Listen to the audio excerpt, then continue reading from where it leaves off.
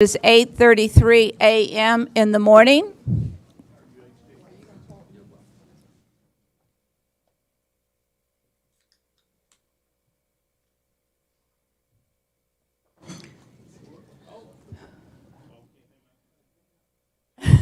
As usual, we will start the meeting with our chaplain prayer and pledges, and we have Chaplain Gary and Marcella Jenkins here to lead us in both. If you will please stand.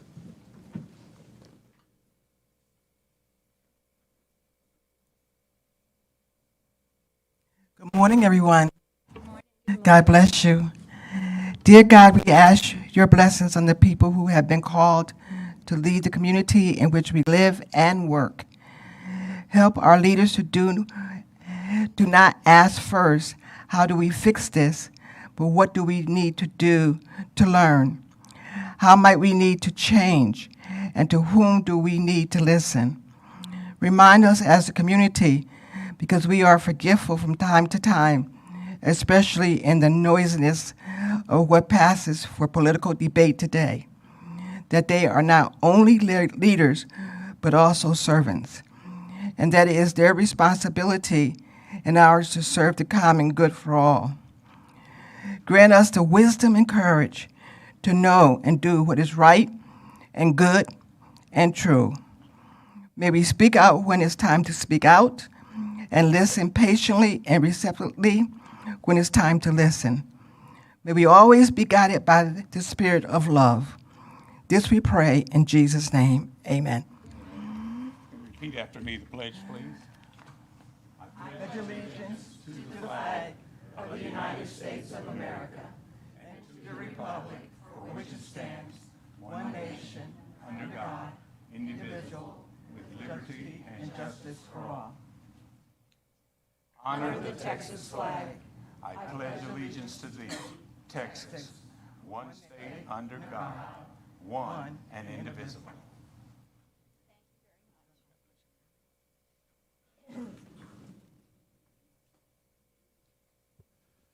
Lucy, if you will join me up front.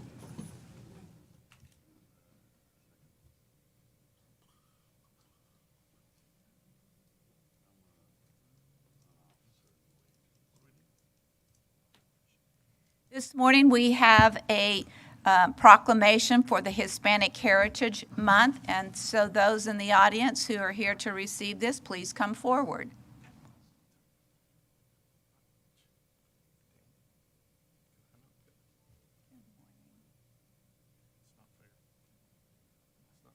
Hispanic Heritage Month, observed annually from September 15th to October the 15th, is a time to celebrate and honor the rich cultural heritage, traditions, and contributions of Hispanic and Latino Americans to the United States.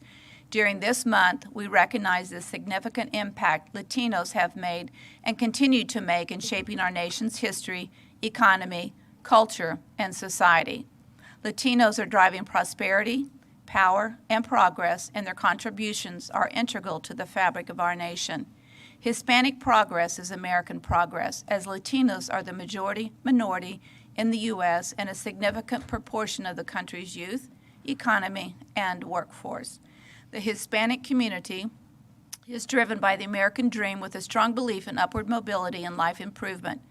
Hispanics are the newest injection of energy to our country, representing a significant portion of population and workforce growth. Hispanics are young, hardworking, and optimistic with a strong belief in the value of hard work and higher aspirations for career success. Hispanics are critical to corporate America and the economy with a substantial GDP and a significant role in entrepreneurship. Hispanic contributions are evident across multiple industries, including sports, culture, retailing, media, entertainment, agriculture, and more. Hispanic culture is shaping global culture, with Latin music becoming one of the top 5 most consumed music genres in the U.S. When faced with challenges, Hispanics consistently rise to the occasion, demonstrating remarkable progress in education and income growth. Hispanics represent sustained secular growth, contributing to our nation's progress through age, economic influence, population growth, and education attainment. The theme for Hispanic Heritage Month 2023 is Latinos, driving prosperity, power, and progress in America, as designated by HispanicStar.org. Now, therefore, I, Brenda Gunter, Mayor of the City of San Angelo, Texas, on behalf of the City Council, do hereby proclaim September 15th through October 15th, 2023, as National Hispanic Heritage Month in San Angelo, Texas, and celebrate the rich heritage, contributions, and achievements of our Hispanic community.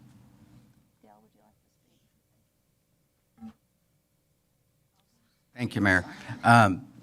Just think everything that was read in the proclamation tells the story about why we're celebrating Hispanic Heritage Month. We became an organization back in 2019, and when I say we, it's the San Angelo Hispanic Heritage Museum and Cultural Center. We started an initiative to create a museum that will pay tribute to our contribution here in San Angelo and in the surrounding 15 counties.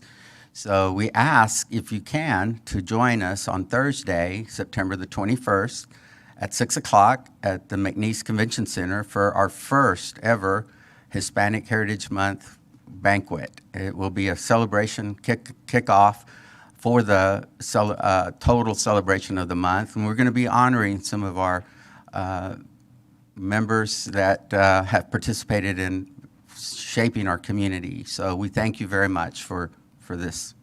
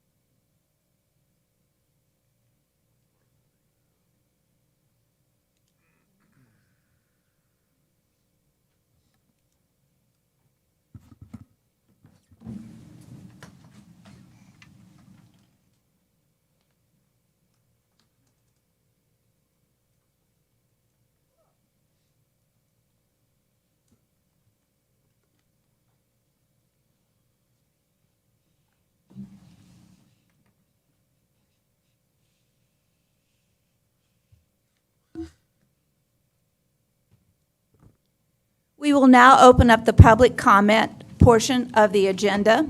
Issues or concerns not on the regular agenda may be raised by the public at this time. Citizens should speak from the podium, address all comments to the dais, again by stating their name and address or single-member district number, and limit their remarks to less than 3 minutes. Do we have individuals in the audience today who would like to offer public comment?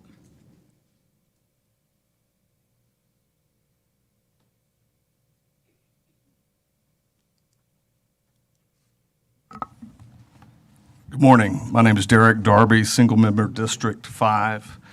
Madam Mayor, members of the council, I had some comments regarding an item on consent agenda, item number 5F. Just a bit of history. I'm an attorney. I represent Concho Valley Construction. You know what, Derek, I'm going to pull that item from consent agenda, so if you will just wait a minute. Thank you. And then we will pull it and you can finish with your remarks. Thank you, Madam Mayor.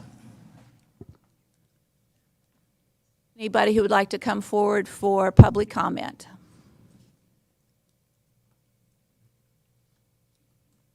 Good morning, City Council. My name is Valenzuela, and I'm single member District 1. I am the president of the Railway Museum. I believe we have an item on executive session today, so I just kind of wanted to briefly say thank you very much for all that y'all do for our community. I know that service is hard, and I want to express gratitude for the previous boards of the Railway Museum who have set this museum up. We celebrated our 25th anniversary last year, and so I think with what they built and with our ability to market and do events, we've really taken the museum to where it needs to be. The contract that we have was signed in 2019. And that was set with the previous board, then the board members we have right now. And we have accomplished everything that was asked in that contract. And we were asked to do expanded business hours, to put in a new HVAC system, to put in a safety fencing. All of that has been accomplished. And so I love the Railway Museum because I just think it's such a wonderful part of San Angelo's story. Many people have visited in the last 3 years. We have had other accomplishments as well. We received an award from the Texas Historic Commission for programming that we did, online programming that we did during COVID. We have some wonderful goals, and we are a nonprofit. We have fundraised. We have been able to pay our bills successfully. We do have a lot of historic preservation things that we need assistance with that we have put a lot of funding towards. So that is what we are asking, is for the contract to please be amended and to receive hot tax funds in historic preservation. And thank you so much for the opportunity. It's been a wonderful opportunity to serve the community, to see the children's smiling faces at Santa Fe Christmas. Over 1,000 people come to that event where Santa arrives by train. And I think that people really love the train market. And I think we have such a wonderful opportunity to keep this museum going for future generations. So we hope that you will support us. Thank you. Further public comment?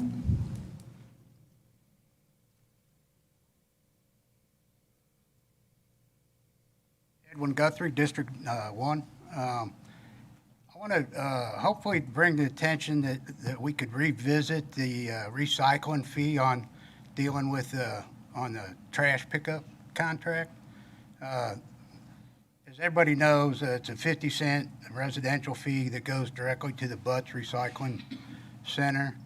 And it's been multiple years, and it's become quite obvious that we're never going to reach the amount of recyclable material to do away with the 50-cent fee.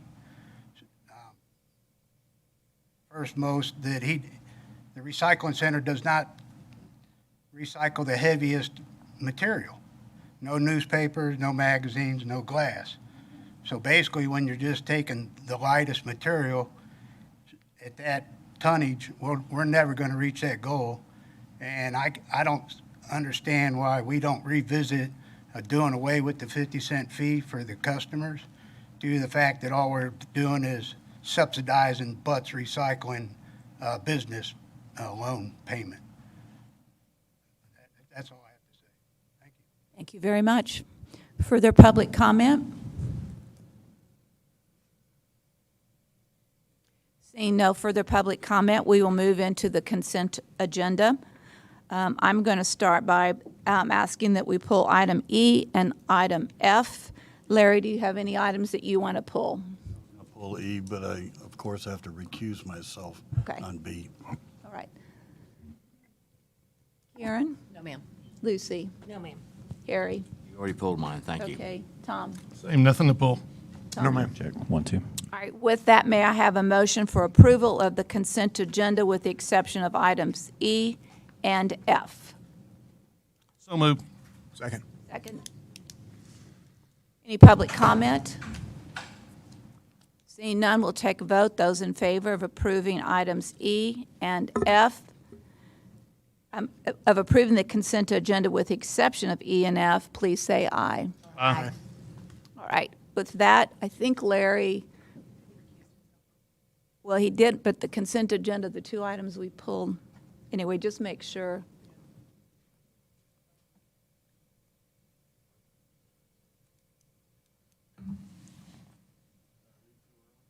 Yeah, did you want to vote to approve the consent agenda with the exception of items E and F? Yes. He's conflicted on one of the items, one of the consent items. Okay, so you're not voting. So then the consent agenda with the exception of E and F passes 6-0. We'll move into item E, consider an amendment to the tiers incentive policy regarding submission requirements, eligibility, and priority of accessibility improvements. John? Yeah, this is two different amendments to the tiers policy. The first one was recommended by Councilman Miller. It's a change to allow eligibility for ADA improvements. It does two things. One, it lists ADA improvements specifically in the list of eligible items, including both interior and exterior improvements. You may recall that most tiers projects, most of the eligible items are exterior only. There are a few exceptions, fire sprinkler systems, asbestos abatement, egress doors, that kind of thing. This would add improvements to make a facility more ADA accessible to that list of eligible improvements. It also adds it in our criteria rankings. It lists it as a high priority item. And so that's the ADA component. The other piece is over recent cycles, the board has sent a few projects back for the applicant to prepare a more detailed site plan so they can see what they're proposing. So we've proposed adding a site plan requirement, which they changed at the meeting to site plan or drawing. We don't want to say that they have to do a full-blown site plan like the development review process requires, but some sort of drawing showing what they're doing on the site. It would only apply if they're doing site improvements. If they're doing fire sprinklers inside the building, obviously they wouldn't need a site plan. But if they're doing parking lots, landscaping, fencing, those kinds of things, they would have to show a site drawing showing what they're doing on the site. So fairly minor improvements, but those are the two improvements that are the changes to the policy. Since we are looking at changing some policies to the tiers incentive policy, I want to add, if possible, the following: that grant requests for funding, those who have not applied or received funding shall take priority for funding. Multiple applications for the same address shall not take a priority or an equal standing. Okay, there is a provision in there already that's similar to that. We could probably tweak that language. It does say that priority will be given to projects or people that have not received funding. Right now, it's worded in the past year. So once the year's passed, you're on equal footing with everybody else. We could change that to a longer period or just get rid of the period and say, we always value somebody who's never gotten money over somebody who has, but there is a provision in there already. Problem is if let's say you have $100,000, right? So then they say if there's let's say 5 applicants, then the history has been that we give all 5 applicants the same amount of money. Not always. Sometimes Majority. they've prioritized them, and in fact, the board has considered and not funded projects that had received funding before when there were sufficient number of projects to give funding. But yeah, so there's really 2 choices. One is to leave that to the discretion of the board and council, or 2, to more specifically write that into the policy. But that's, I defer to Would legal. I just need to make sure I know what's currently in it. If you say there's language in there, I want to understand that language. Sure, I can pull that up, and I guess while I'm doing that, if maybe we could get Teresa to answer the question. To what, can they make any change to the incentive policy without it coming from the board at this point, or does it have to? Okay. Would not want to go home with you tonight.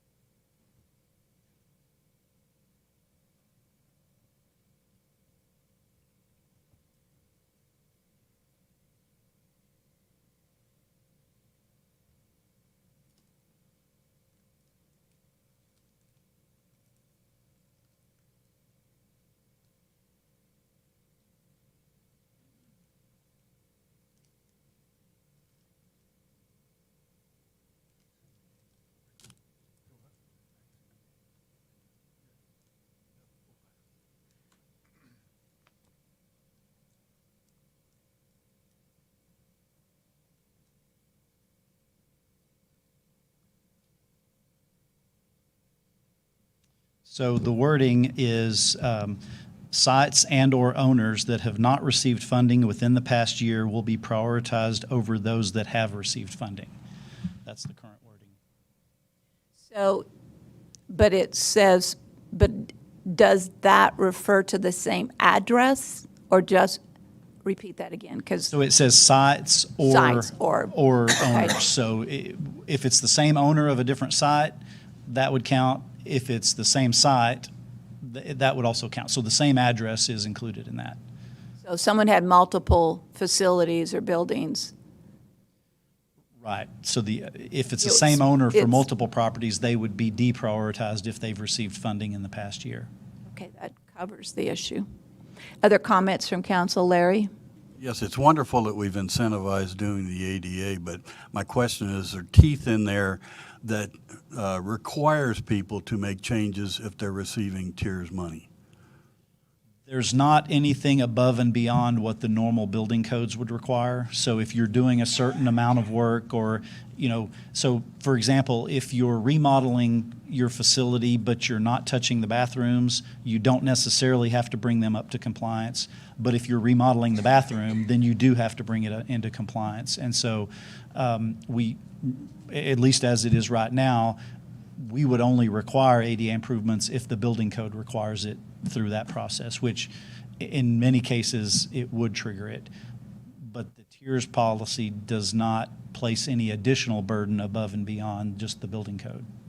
So if it's exterior to the building and it's in violation of ADA, then there's a compelling reason for the people to correct that? Is that the way you're reading it? Well, I think, yeah, the way we would look at it, we would let applicants know and encourage them to include that because it's an eligible expense.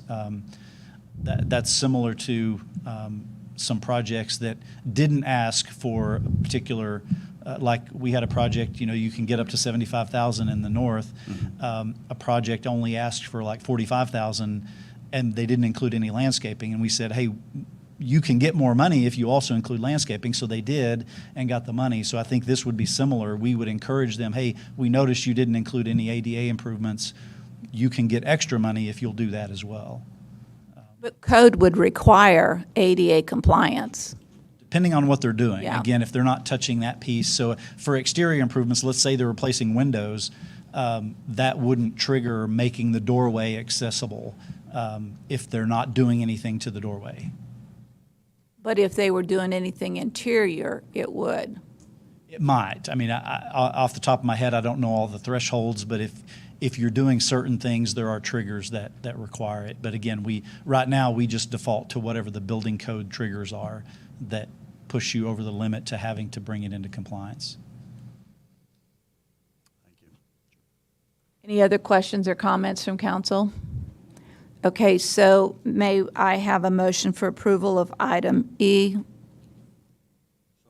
So moved by Larry, seconded by Karen. Any public comment?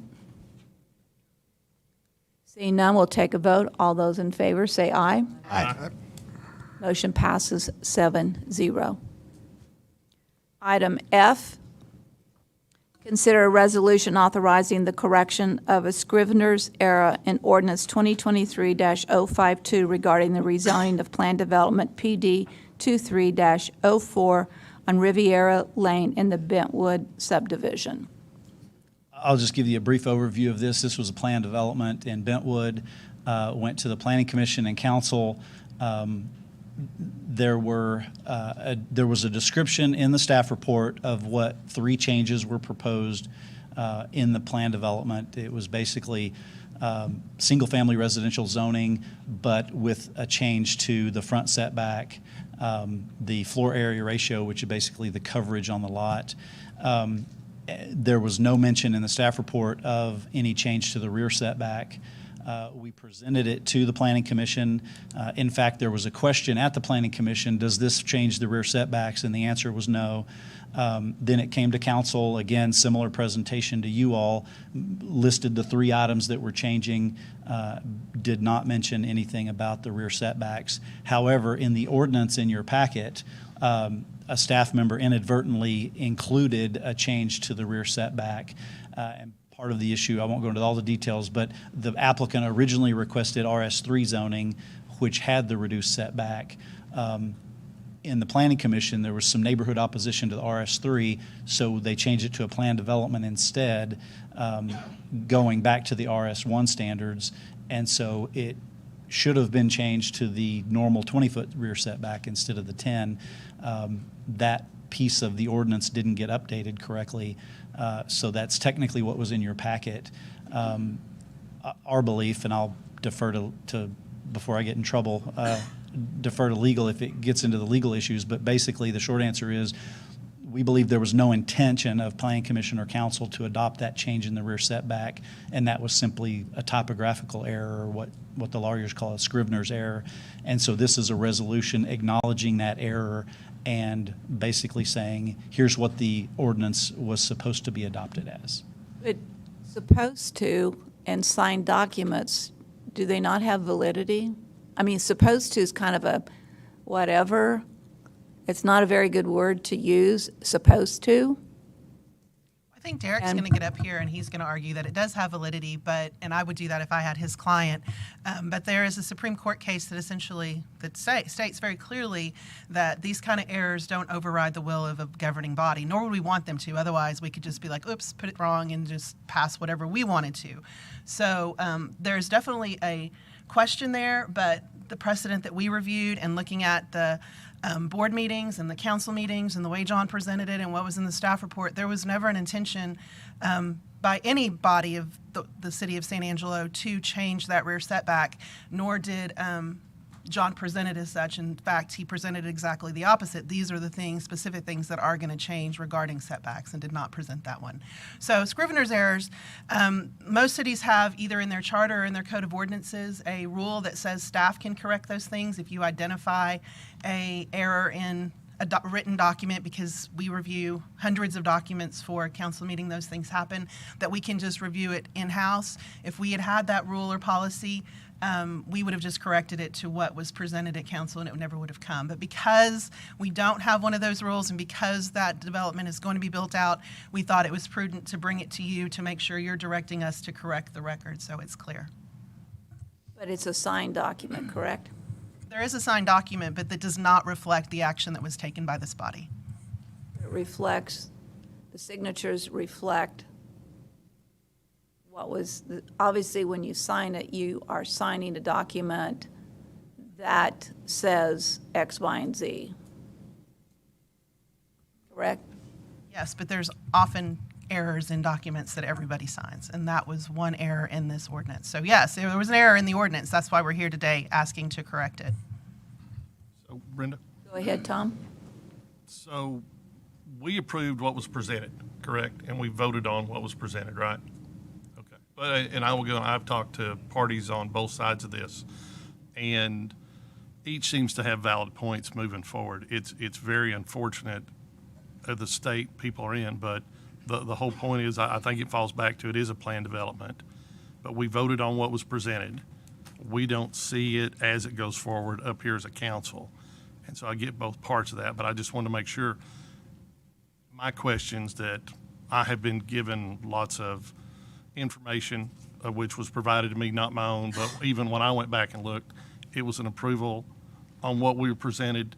Then the Scrivener's error happened after that. And it's very, very unfortunate that happened, but I want to make sure we got that comment in. And John was clear with me, said, you're held accountable for what you voted on versus what was presented, not what was documented. And so at that point, I'll kick it back. I just think it's a super unfortunate situation here. So any other questions or comments for John before Derek comes forward and makes comments? Okay, thanks, John.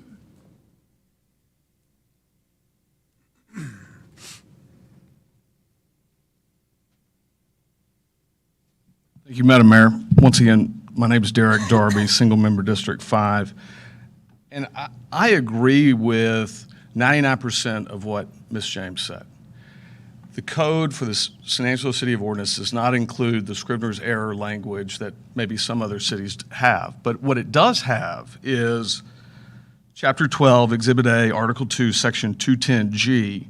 There is a procedure to amend a planned development district. And it says any amendments to the terms and conditions of an approved planned development district ordinance shall be subject to review and reconsideration in accordance with the procedures set forth in subsections A through F, which are the procedures for the initial approval of a planned development district. My position, and not to be repetitive of what I said at the Planning Commission, is there's a procedure to amend a planned development district. The ordinance that was included in y'all's packages in the April 18th meeting and the May 4th meeting has the ordinance. It's still online. I saw it when I was getting ready for the Planning Commission meeting. That ordinance is there. And if the intent of the developer or the Planning Commission or the Planning Department or the Planning Commission was to only change 3 items, then why didn't Exhibit B only include those 3 items that they wanted to change and leave everything else subject to RS1 zoning classification? That's been my whole point all along. There is a mechanism to amend a planned development district.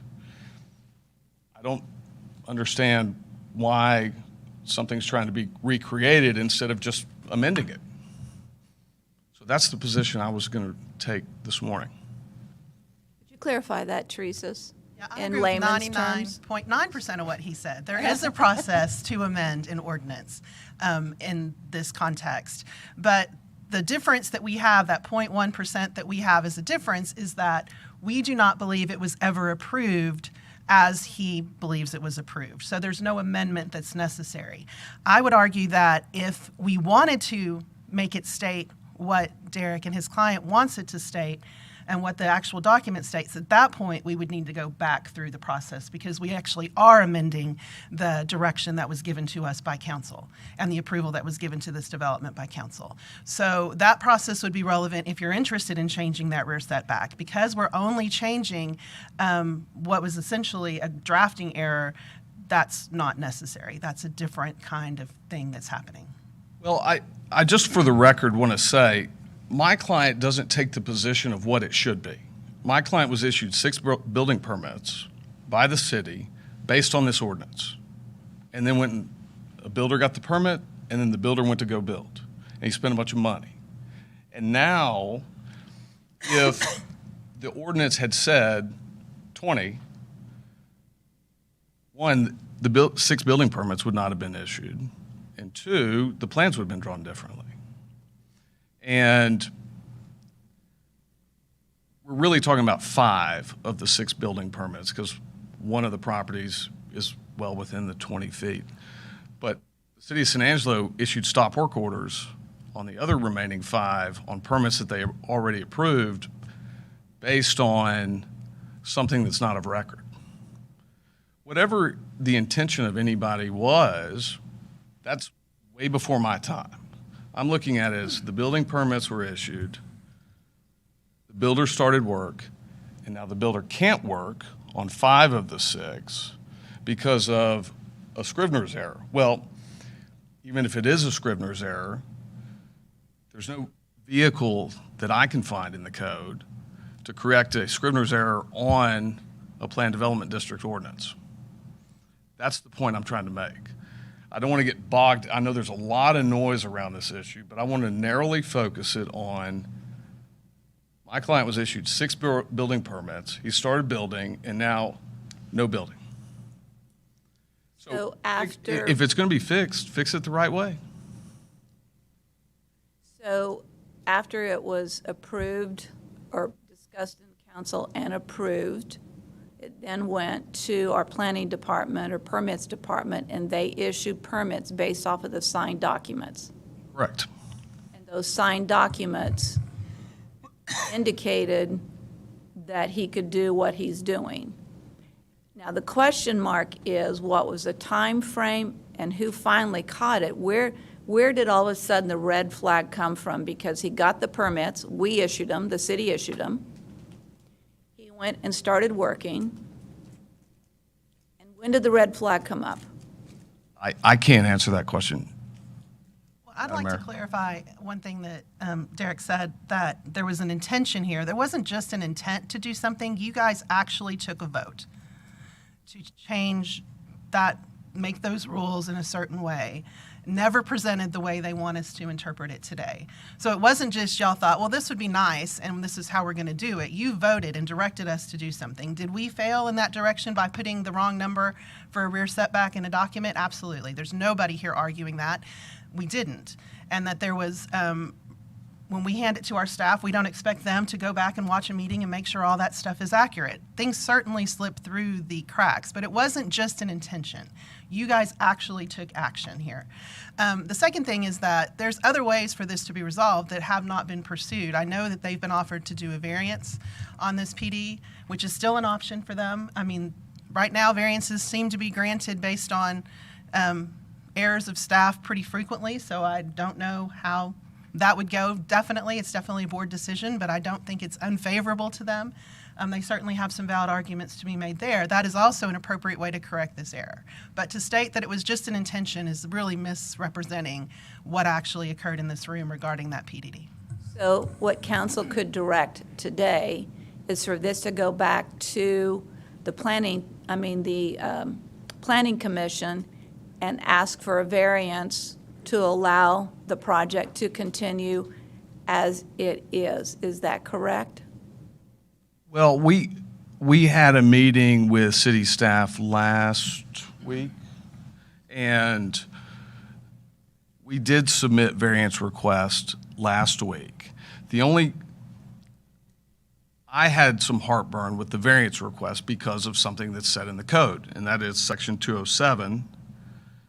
Under the Zoning Board of Adjustments, there is a subsection E that says, the ZBA shall not grant a variance that would create some of the following effects. Number 8, the variance will modify any condition imposed by the Planning Commission or City Council as part of a conditional use, special use, or planned development district. It So basically says we can't do that. I was leery because if it's the will of the City Council to change the ordinance as it exists today, that ordinance, in my opinion, is valid today. So therefore, us applying for a variance that's something the Zoning Board of Adjustments shall not do, it's kind of a snake eating the snake infinity type situation. So That's what my concern was, but we have submitted the variance applications. Okay, good. I'll let John talk about portions of that, and then I'll talk about the snake eating the snake, because that goes both ways. The snake eating the snake? There's two snakes eating the other snake here. So if you start from the premise that is our premise, that you never adopted an ordinance that changed the rear setback, that means that the rear setback is the standard setback that applies in RS1 zoning, because the PD didn't change it.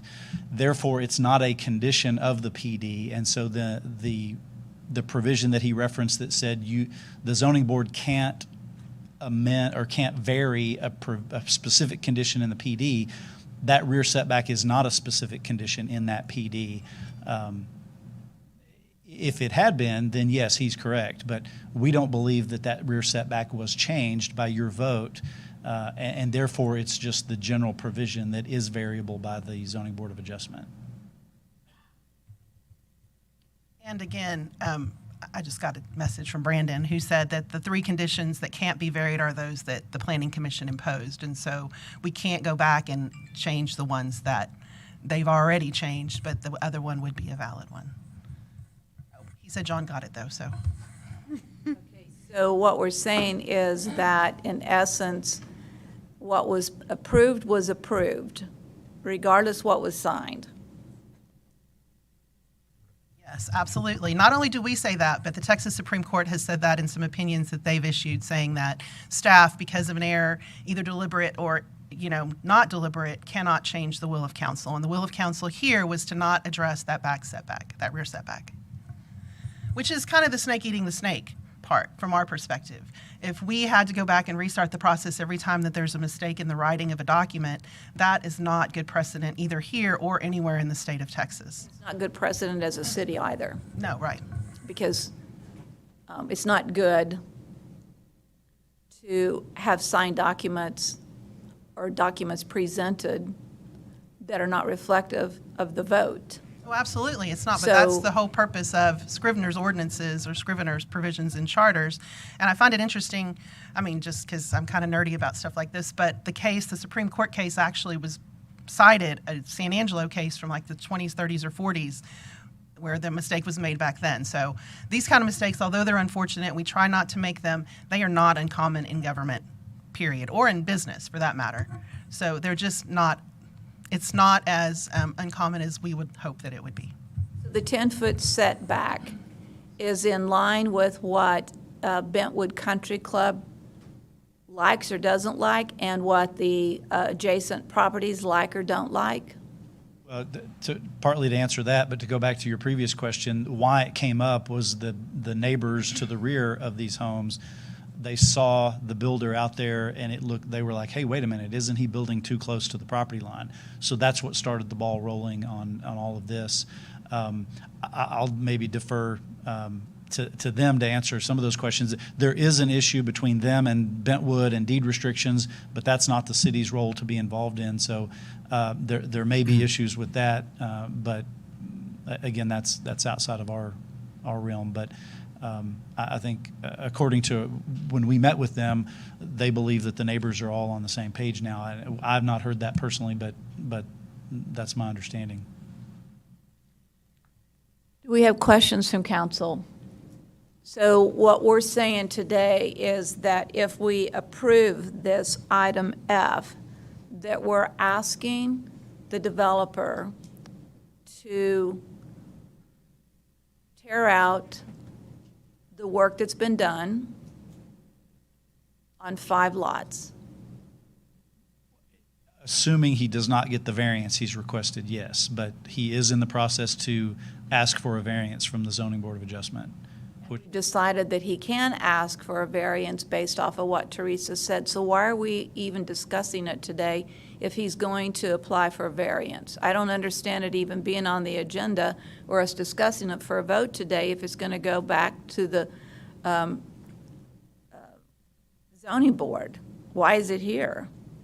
The issue is to correct the ordinance because, as you mentioned, there is a signed document, and if somebody 5 years from now looks back at this property, says, oh, there's a 10-foot rear setback, that's what will be the official signed document. So this item is to correct that for the record so that the official signed document reflects what you all actually approved. That's great going forward. So we're going to say, we're now adding this to the ordinance, basically, that says we can do this. But he still has the option to go back to the zoning board and ask for a variance on these specific properties, and then he'll come back to the city council for another vote, or not? No, this item simply corrects the ordinance that you adopted. That's all it does? Yep. It doesn't say anything about whether he was right or wrong, or we're right or wrong, it just corrects the error. Yes, it corrects one number. So he still has the right to go to the zoning board and ask for a variance, and if they give it to him, then does it come back to us for another vote, or they just give him the variance and he can move on? Correct. One way or the other? If they grant the variance, it's all done, resolved, he can build as he's already started building. So just to be clear, council, all we're voting on is changing the ordinance to include this language. We're not voting on whether he was right or wrong, or we're right or wrong. We're just correcting the verbiage in the ordinance. Right, you're correcting the record, which is really important for him going forward. If somebody in this position 20 years from now comes and looks at this variance and it's based on an ordinance that seems to reflect what he got varied, it doesn't make sense. So, and that happens. So to avoid that for the future, it is important that all the documents are in line with what was actually approved. Larry, you wanted to make a comment? Well, I agree that the ordinance has to be changed, and there's this promise that he can go for a variance. Well, that could go yes or no, and there he is stuck if it's a no. That concerns me because he's obviously made an investment on this, and he doesn't have a promise from us that variance will pass. I think that's problematic. Well, but it's the process, and we don't get a vote on the process. It is the process. So he can make a decision whether he wants to stop construction, and his workforce will have to work on something else as it moves through that process. But that's the process, and it's bad enough that we have, in fact, made a clerical error, which has created red flags. So we need to allow the process to go forward. And that board can decide yes or no, whether the Scribner's now in effect, would be in effect, overrides or impacts that zoning issue. Well, and there are other lots in this development that this would also affect as they're developing out. So it makes it the whole, it's not just this particular issue. We want to correct it, so going forward, he doesn't have this concern. We're over and correcting over. an ordinance. Right. He has the right We're to go correcting the bef- verbiage in an ordinance, We're yes. we're correcting the verbiage in the ordinance, but he has the right to go back through the process. The process allows that. So we're not voting on whether we like the process or not. It is the process unless we change an ordinance that doesn't allow that process. It is the process. Clear? Is there an imperative that we have to change this ordinance right now? Is there something that's going to happen in the relatively near future that we should be aware of and vote in favor of this? Well, again, I'd like to point out that whether you tell us to change the error on that drafted ordinance or not, your direction remains the same before. If you want to go and say, oh no, we're just going to, because we feel bad for this guy, we're going to go and we're going to change that rear setback, that's when you need to go back through the whole process. You need to go back to the planning commission and get them to change that, and then come here, and then you guys approve changing it. We are not changing any of that. We are merely correcting an error in the writing. So Now, if you direct them to bring back that for further vote or conversation, you can do that. But right now, all we're doing is changing the verbiage. So if this happens in the future, the developer doesn't get stuck with an issue.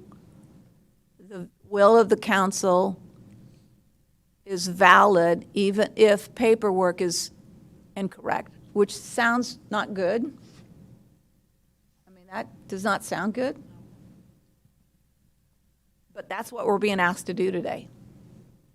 If I'm not mistaken. And also, I mean, I think it was kind of lightly stated here, but there are two processes they need to take care of. The first is with us, but I think they still have an issue with Bentwood unless that has been resolved. So the fact that he has already poured on that project, he didn't get approval from the second party in this, Bentwood, before doing that either. So yes, this affects him, but my understanding is he was supposed to get that approval and made sure they were okay with that setback as well. So that's another hurdle they're going to have to jump. But it's not our hurdle. It's not our hurdle. Because We that's don't want the Bentwood's hurdle. So we don't have authority to change Bentwood's authority, basically. So again, we're voting on including in our ordinance this language that allows for correction of a Scrivener's error, period. It sounds not good to me that we are saying it's okay if somebody makes a mistake in the paperwork, because don't we always follow the paperwork or the money, one or the other? What Teresa's saying, Mayor, is of course this was voted on by the City Council, and what was understood and was voted on is not what was put on paper, which was the error itself. And quite frankly, I sit here listening to this, and I do feel like we owe a sincere apology for what happened with this error.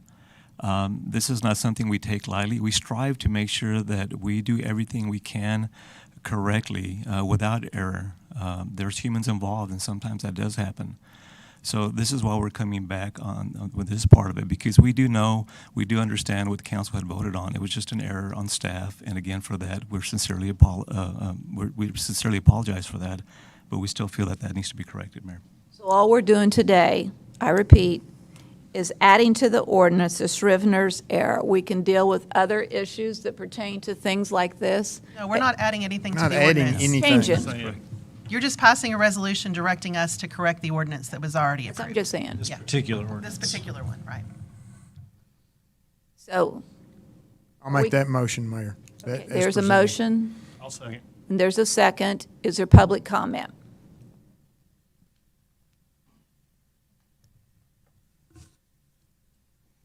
Just to correct a few things on the record, me coming to city council today is to discuss issues with city council and nothing more and nothing less.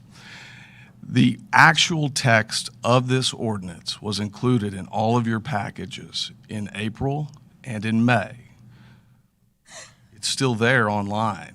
I just want to make it clear that it was not something that you passed, then the document was drafted. The actual physical copy of the ordinance was included in all of your packages in April and in May, and wasn't noticed then. Thank you. So, but the 10-foot setback wasn't in our paperwork initially presented. It was only in signing off on the document, or is that incorrect, It what was I'm in the saying? background information in your packet, but it was not presented as an issue to be changed during the meeting. So as John, I mean, we have ordinances in the packet every time there's an ordinance, but John presents what the actual changes are, and that's what you're voting on. Thank you.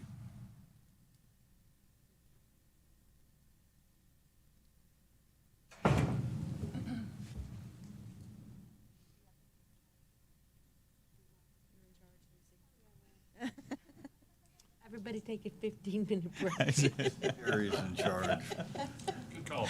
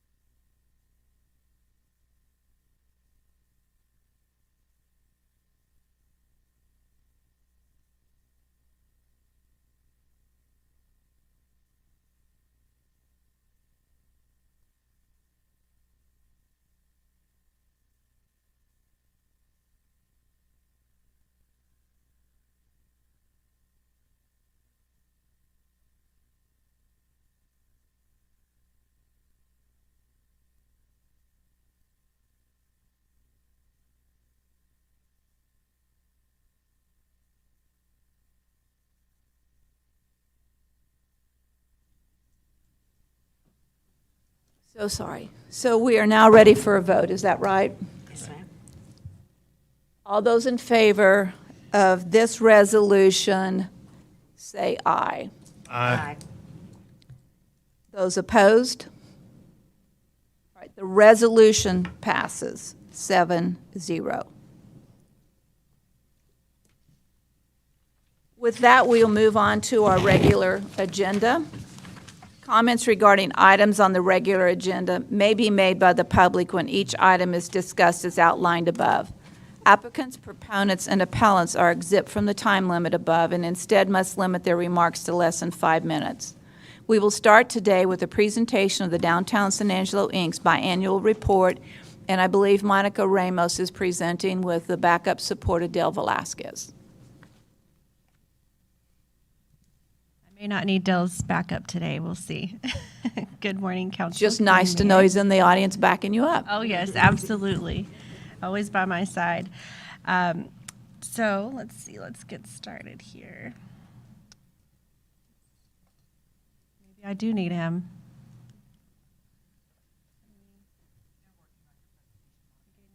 Okay, perfect.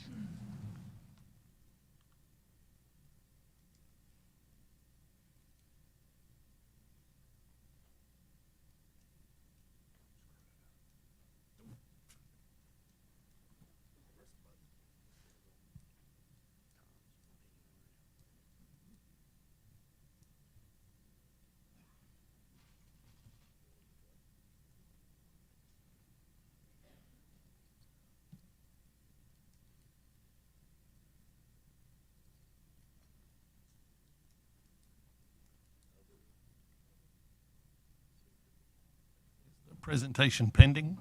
Yes, the presentation is This loading might right be where now. you needed Dale. All right, this is where Dale I can know. fill. I spoke too soon. Yeah, Dale can act out the PowerPoints. How about that? Charades for Yeah, us, there you Dale. go.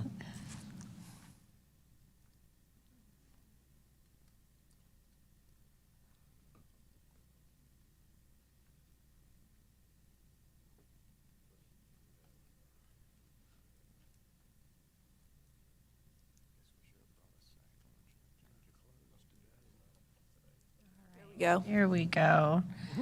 All righty, so I'll start with our reporting. This is our reinvestment numbers that come from our reinvestment dollars from new constructions from public-private properties.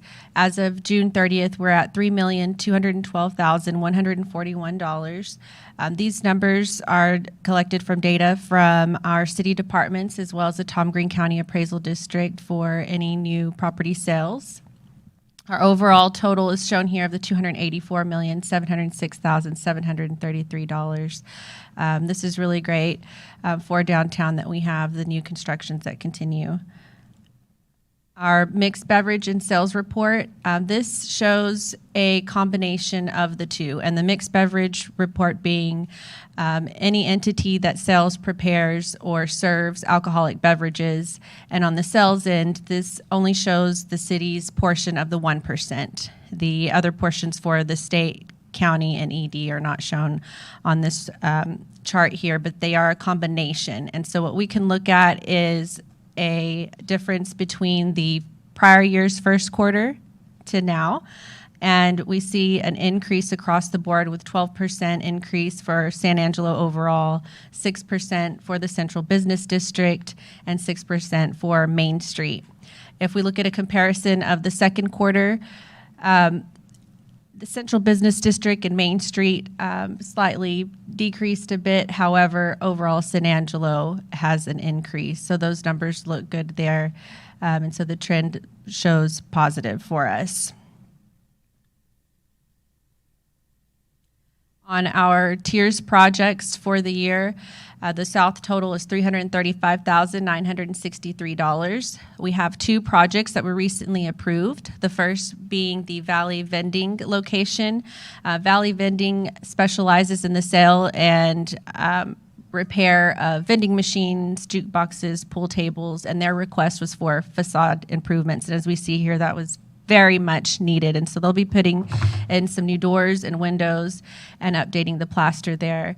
The second property is Angry Cactus Restaurant. They're also request for facade improvements. They'll be expanding their dining area, improving the kitchen, and adding new windows to this property here as well. I will make a note, public announcement for those in the South that are looking to apply for TIERS funding. The new cycle does open on October 1st, and all completed applications must be submitted by November 30th, and so the funds will be replenished at this point. I added this boutique hotel to the presentation as a note of progress. Dell and I visited recently with the property owner, Kyle Christensen, and you can really see the before and after of the progress that's taking place here. There will be 40 rooms with 2 suites, ADA accessible rooms, a gym, a check-in area conveniently located next to the bar and the pool area. So that was very clever.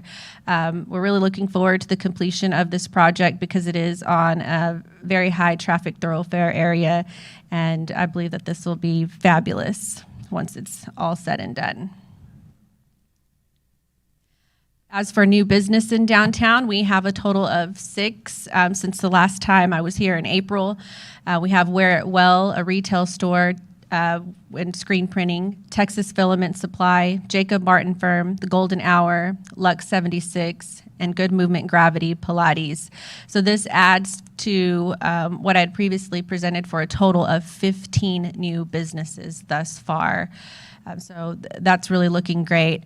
with all of these new businesses, that's not to say that there's not any closures. We do have 2 businesses that are closing their, or have closed their doors, and that's the Grind Coffee Shop and Bricks Winery. And then we do have Pure Boutique that was located on Concho. They're still open, however, they've relocated out of our central business district to North Chadbourn. Didn't Bricks sell to someone who's opening up a new business? Yes, so luckily that location, or thankfully that location, even though one business's doors closed, another will be opening, and that will be a yoga studio or spa is what we're expecting to see there. So there's another business coming in to replace the missing business. As far as our marketing and promotions, the Sheep Spectacular continues to just skyrocket through the roof for us, which is really great for San Angelo as far as helping out the artists be able to display their artwork. People get to really experience what San Angelo's history stands behind, and we're really glad to see that there is now 151 total sheep sponsored, and this does include those that may not have made their debut just yet. We added those to the list, so that's quite a bit there. We do have sheep unveilings that we host with the sponsors, and tomorrow at October 20th at 11:30 a.m. October or September? September 20th. I was jumping to the next unveiling. September 20th at 11:30 a.m. Sam's Club is unveiling their sheep. So the public is invited to come out and attend the ceremony. And then on October 24th at 2:00 p.m., Central Texas Farm Credit will be unveiling their sheep. Our downtown stroll is coming up on October 26th. This is on a Thursday between the hours of 5 and 8 p.m. This is one of the largest Halloween events in San Angelo. The streets are filled with families trick-or-treating and visiting businesses. I know that the YMCA and some of the local churches participate on this day with trunk or treats. So if you're out in downtown on that day, please be cautious of pedestrians and join in on the celebrations, because there will also be fall festival style games on this evening. Our historic downtown magazine is set to be distributed at the end of October, and the highlight of the magazine is going to be the beautiful Concho River, so we can't wait to see that. Media Advantage has done a really great job of working with the magazine, and the last distribution of The Lady in Blue was really great. In partnership with Old Central Firehouse, downtown San Angelo hosted a Mother's Day Mosey event. I really think that this was something that was well appreciated by all the mothers. We had 12 locations that participated, and we made it fun by adding a bingo card for the guests. And as you can see here at Froyo, Sweets Downtown, Wandering Mind Brewery, and Bricks Winery, the event was very, very well attended. And our Star Spangled Banner concert and fireworks, as you all know, the fireworks were a very wonderful display.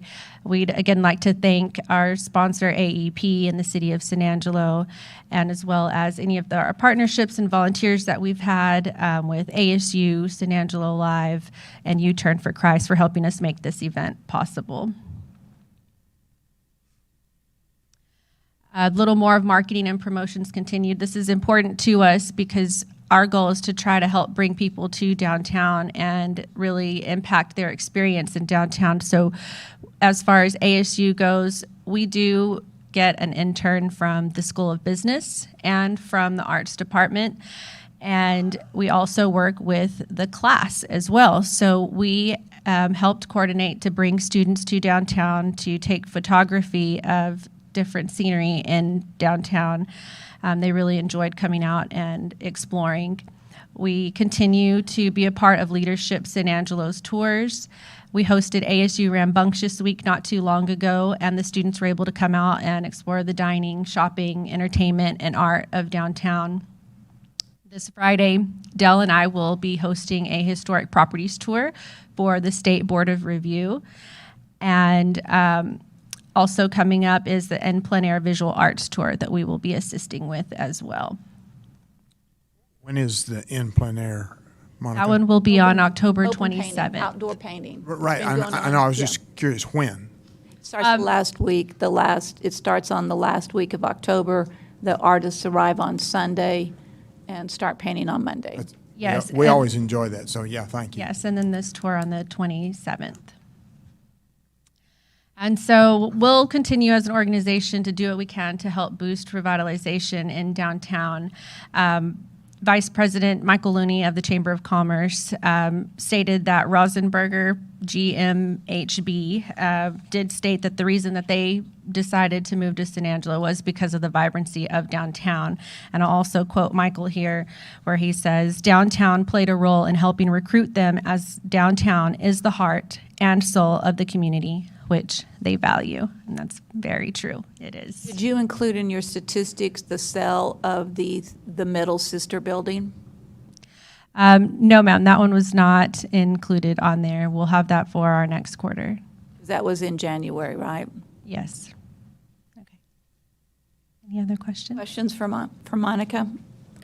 Yes, Tom? Monica, of all those businesses that we see come in and start, how many of those are, say, do they buy the property or are they renters? Are they property, do they purchase the buildings or are they mainly renters? I think it's more of renters that we have.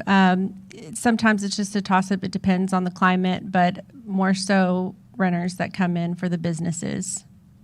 Well, and the reason I ask that, as renters, it's easier for them to move in and try and to do these things. When you go to purchase in brick and mortar, it gets a little complicated. I'm very pleased the fact of how y'all work with people that are, I want to try something. I want to get out and get outside the envelope a little bit with their personal lives, and they've done that. I appreciate y'all doing that with this group. I really do. And we do our best to work with anybody that comes into our office that's looking for space. We kind of guide them and direct them to what's available.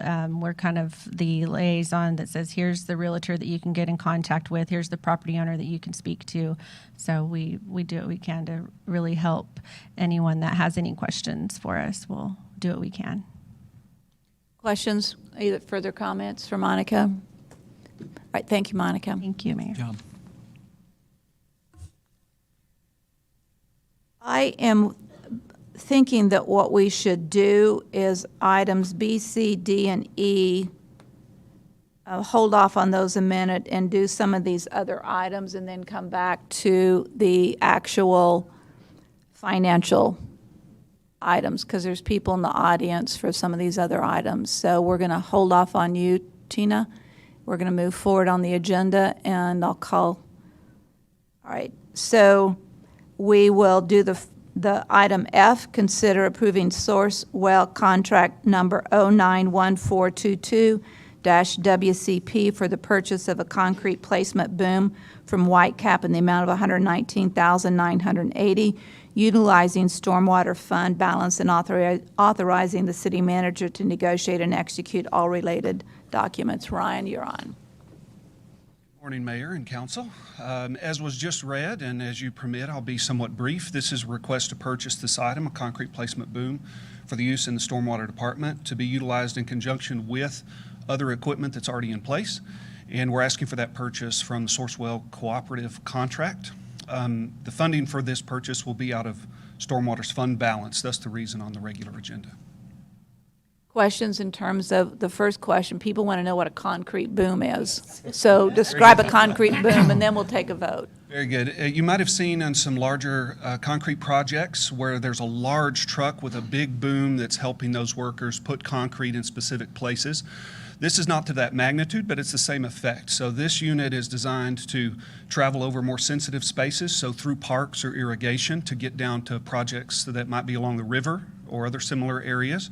That way we're keeping the concrete trucks off of our turf or our sensitive areas, and it allows us to put that concrete exactly where we need it to go. So for example, the difference is coming out of the back of a concrete truck, that concrete goes where the concrete goes. Placement boom allows us to put the concrete within a retaining wall, for example, or in very small, tight places.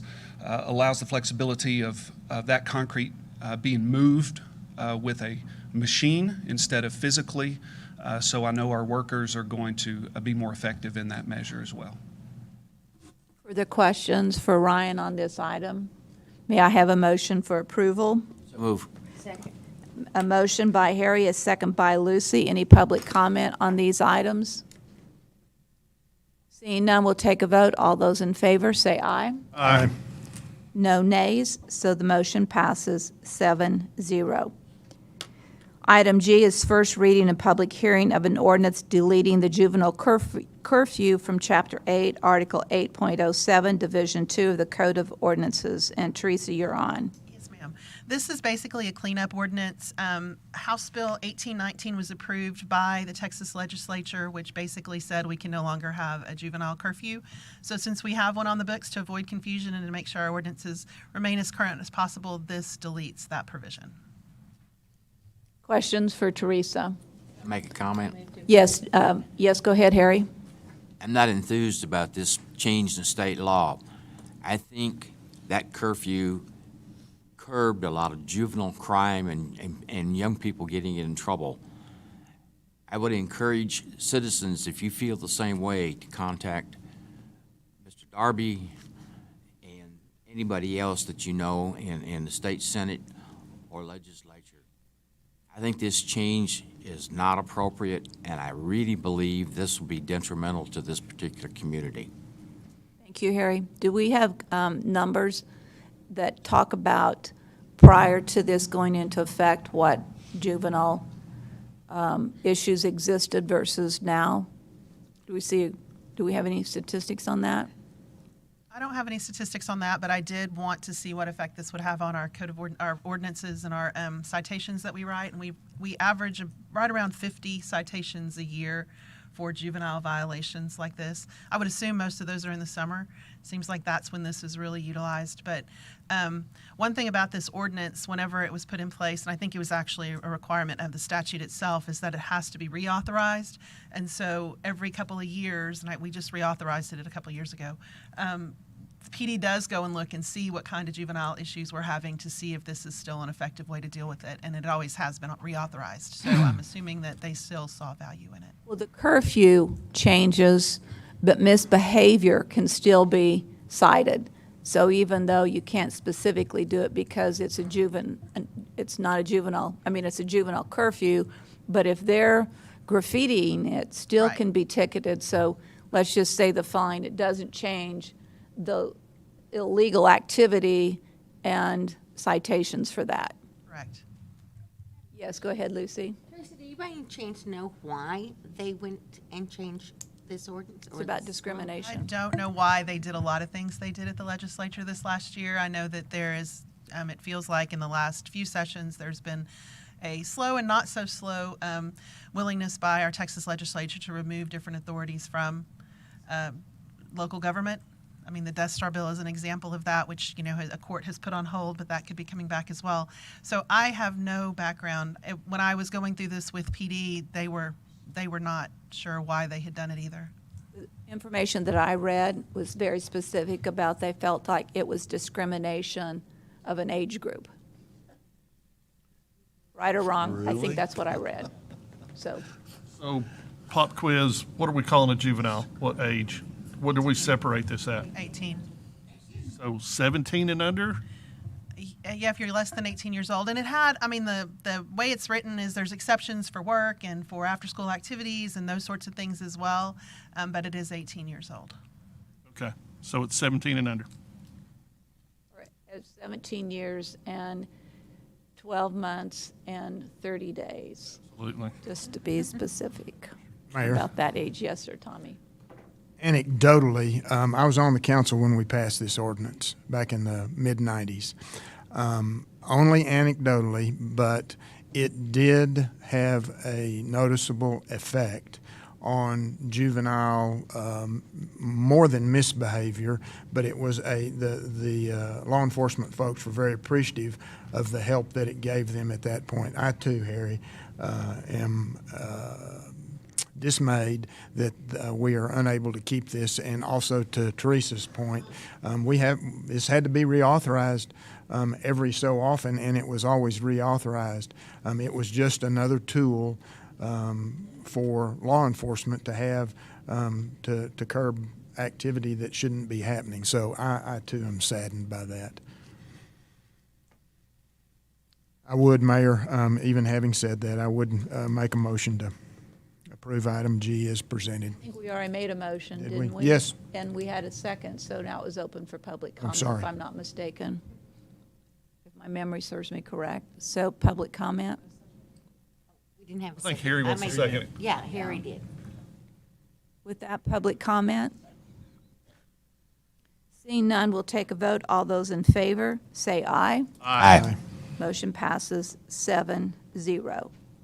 Item H, consider ratifying a COSA DC resolution authorizing a project under Chapter 501 and 505 of the Texas Local Government Code to utilize sales and use tax funds in an amount not to exceed $2 million to partially fund construction of a flight training facility by Angelo State University, subject to City Council approval, and authorizing the board president to negotiate and execute all necessary documents. Michael? Morning, Mayor and Council. Michael Dane, Interim Economic Development Director, bringing to you a proposal to to participate in a project with ASU for flight training. They would like to construct a facility, a classroom facility at Mathis Field to do this work. Go back to that slide and show us where on that slide this facility would be. Right there. That U was kind of sloppy down there, so it was a little It hard is. to It's a understand lazy U. exactly It's the where it lazy was. U classroom. How do I clear that screen? There we go. All right. That is immediately adjacent to the new Skyline location, which they have started construction on. Wrong direction. They propose a classroom facility which will be approximately 15,000 square feet.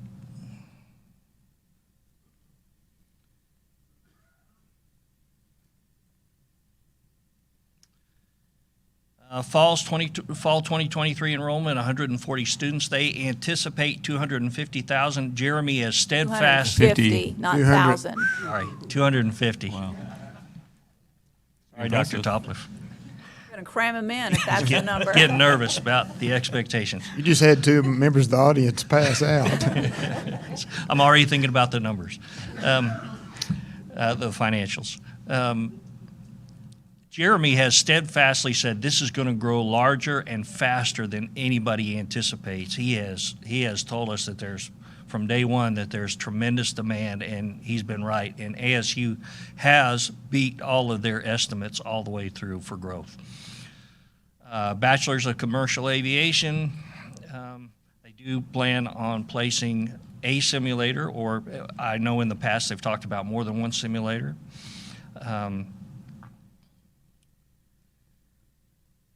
Skyline Aviation is the partner who brings the expertise, the actual flight training expertise, to the program. And this is critical as we go through and we measure or attempt to measure the projected economic impact. Skyline currently has 18 aircraft plus 7 on order. With these current estimates, they will need approximately 36 aircraft to handle the anticipated demand, 1 aircraft per 7 students.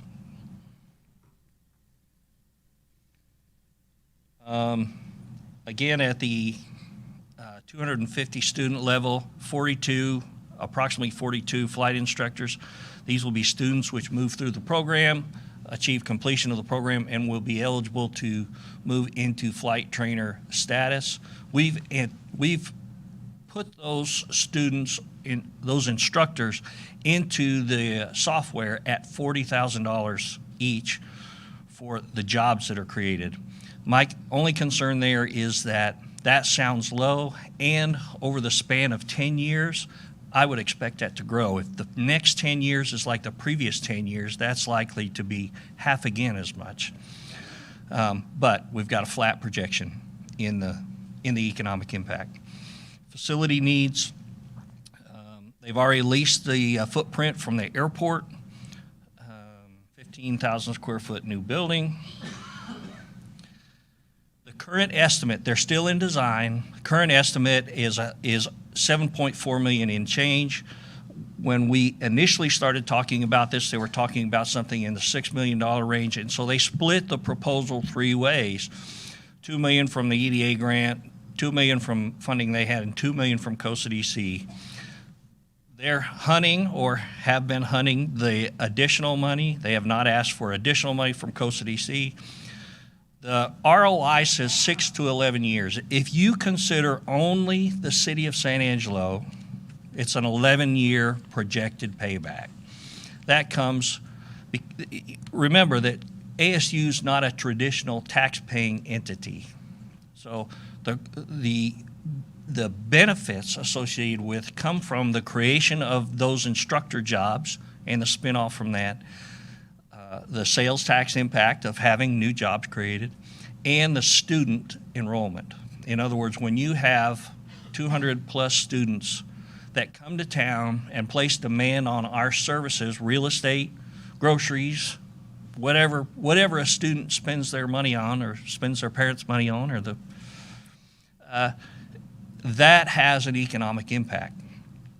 So the other thing that I think is not listed here, or I didn't see it listed here, is the benefit that this school will offer will be additional businesses that will probably look at our airport for expansion or creation of new things. For example, mechanical school, aviation mechanical schools. So this is a beginning step for what probably will be an enticement for other businesses to look at our airport for additional economic development opportunities.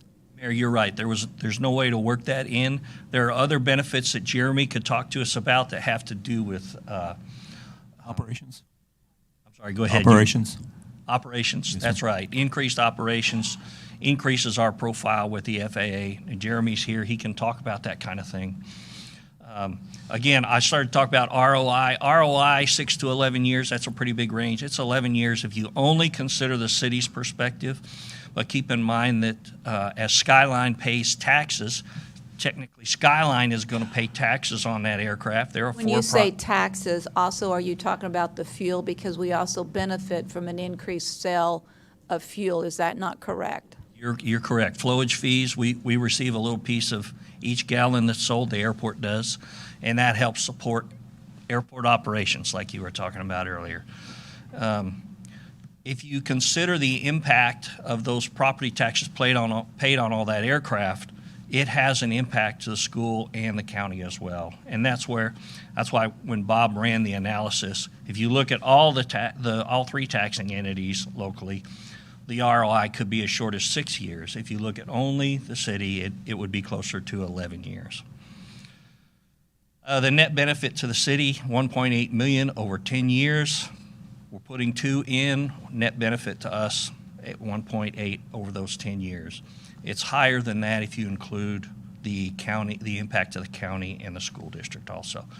Again, because ASU's partner, Skyline, is a for-profit operation. They do pay property taxes.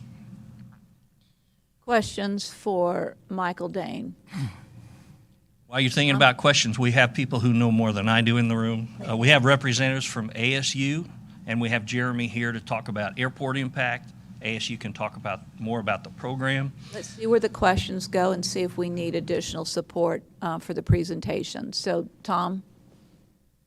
So I'll go with the fact, we need Jeremy to go ahead and come up, but I think the key to this is what it provides. Jeremy, come on up. I think the key to this is what it provides to us in our leverage with the FAA. All right, I do have an issue with the fact of you're What'd you do, try to stop a plane? We will do anything to get your sympathy as well. At what lengths you'll go. Vacations are always costly, right? Well, this is a contribution to something in which we get no direct repayment other than the economic benefit of additional students. The CFIs, we at ASU will pretty much raise our own CFIs and keep them in the program. But Jeremy, convince me how this helps us leverage our airport with the FAA. Wanted to see me hobble up here, didn't you? Pretty much. I didn't know you were crippled, but anyway, if I'd have known, I'd ask sooner. No, Jeremy Valgartz, I'm the San Angelo Airport Director. It's a good question. So what this does directly for us is, the pilot problem is a big problem. I won't rehash that because I say it every time I'm in here. So obviously, We need pilots, is what you're saying. we need pilots. There's a huge pilot shortage. That's why we only have 3 flights a day instead of our 6 flights, because there's aircraft to be flown, but nobody to fly them. So they're helping fill that gap. They're going to provide a direct pipeline to fill that gap. The other benefit to us is the increased operations. Because we're down on airline operations, a lot of the small regionals are shifting their focus from airline operations to more general aviation, business aviation. And Mayor, you've been a proponent of that since I've been here, to promote the business aviation. So this will increase, based on the last assessment, over a 2-year period, it'll increase operations, 38,000 operations over a year. That puts us over the 100,000 mark, which makes us a busy airport, which will help us compete for more discretionary money. When it comes to FAA discretionary, it's strictly based off how many operations and not how many employments. So these operations will really help us compete for more of that discretionary money. We're also talking with the FAA. It's very early conversations, but we're doing CIP meetings about adding an additional runway, which will help with 2 parallel runways. It'll help with the flow of traffic. That will also entice more business by having additional runway, and it may open up the other side of the airfield for more development. So that's a really big view of what this program could offer, but just strictly the increase of operations really gets the FAA's mind turning, and it puts us higher on the map.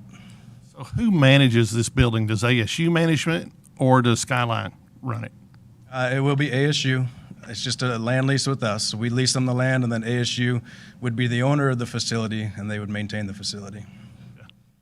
One of the asks that I would have for this, and I support it, is that it be made available to you or people who come into the airport who might need a larger facility for meetings, et cetera. So I would hope that we could work together to ensure that your needs for our people who fly in and out, that if they need access to a room for some reason, that we would be able to accommodate that. That would be a tremendous benefit, and hopefully ASU can work with us on that. So here's my last one. So Jeremy, 30 years, something changes, we do something different, we move to a different site facility. What happens to this building? Who owns it when it goes away in 30 years? Where does that revenue go? From the sale, or what happens? Since we own the land, since the city of San Angelo owns the land, and it is a land lease, there's a reversionary clause in the lease, or clause in the lease. So after the term of the lease, the building would be ownership of the city, and then we could lease it back to ASU or to another individual. So if ASU wanted to turn the building over to us prior to the expiration of that lease, it would be ownership of the city of San Angelo. Answers my questions. Thank you. Other questions? Lucy? Yes, I just am curious. Is this Bachelor of Commercial Aviation, is the degree the same as your normal 4-year degrees? Does it take 4 years? Or I was just wondering how long we'll have the students. Mind repeating that question? I'm Don Topliff, Provost Vice President for Academic Affairs.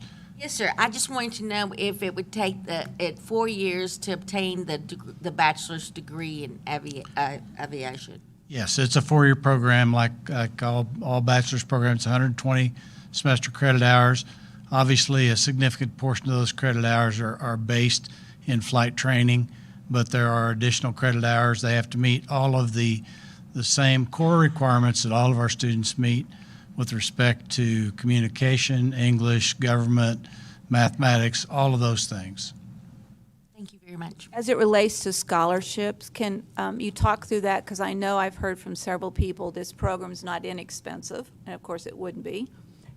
But these students do have access to CAR scholarships or other scholarships to help reduce the cost of this program.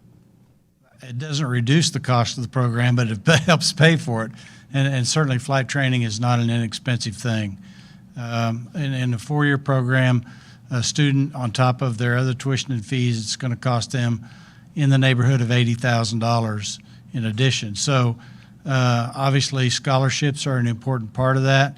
They are eligible. And I will make one other observation. And one of the things that all of the airlines have really made a pitch towards increasing the number of pilots that are people of color and females. And I'll point out to you that right now, between people of color and females in our program, we are approaching 40% of that. So, it's not only, this has benefits beyond just the economic part of what we're talking about. And we think that's very important for ASU. Additional questions? Do I have is that the end of your presentation, Michael? If you're about to vote approval for this, I will stop talking. Stop while you're ahead sometimes, right? So Mayor, with that, I'd make a motion we approve as presented. Tommy has a motion, a second by Karen. With that, any further public comment? No one's coming forward, so we will take a vote. All those in favor say aye. Aye. Motion passes 7-0. And I just want to remind everybody what I said. We need to make sure that should Jeremy need use of that facility to accommodate any of his clients, that we make it available. I want that on record, please. All right, we're going to take a break. And so it is 10:04. We'll be back at 10:18.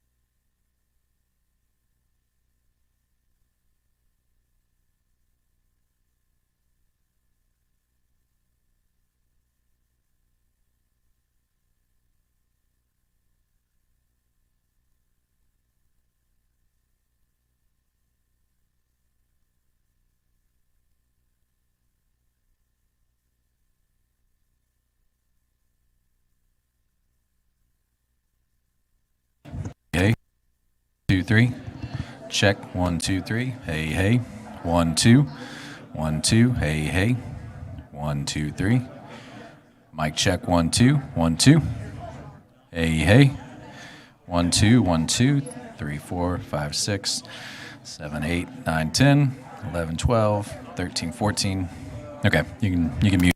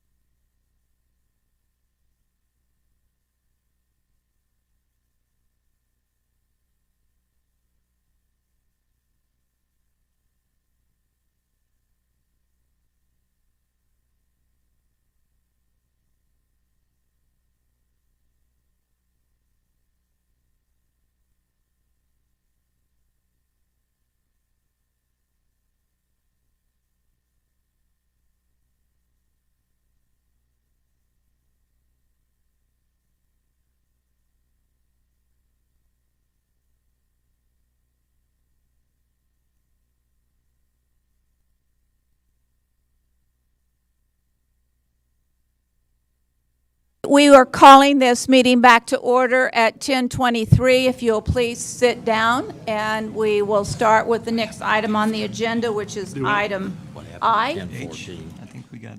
And item I is consider approving tax increment reinvestment zone incentive funding for a private nonprofit projected at 1720 Martin Luther King.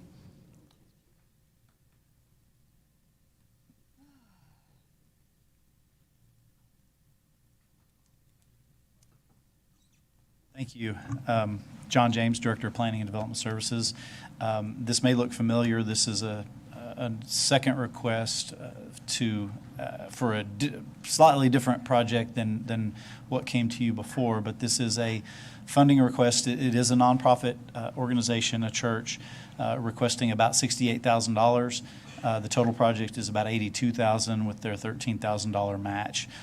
The Tiers Board did recommend funding the full $68,771.89 that was requested.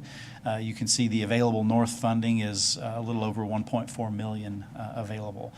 The summary of their work, and there'll be some additional slides with some photos, but facade improvements to the building itself, some lighting improvements, paving the parking lot, and then some landscaping as well.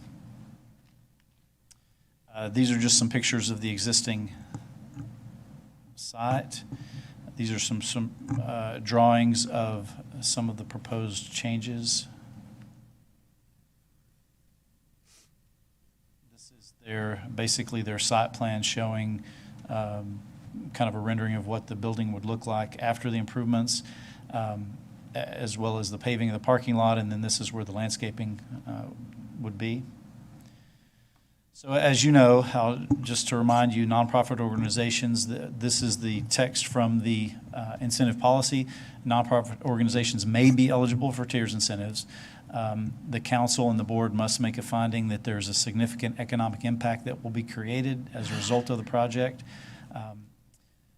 So it does also require 3/4 majority of all the members of both the Tiers Board, which their vote was unanimous, so they met that threshold.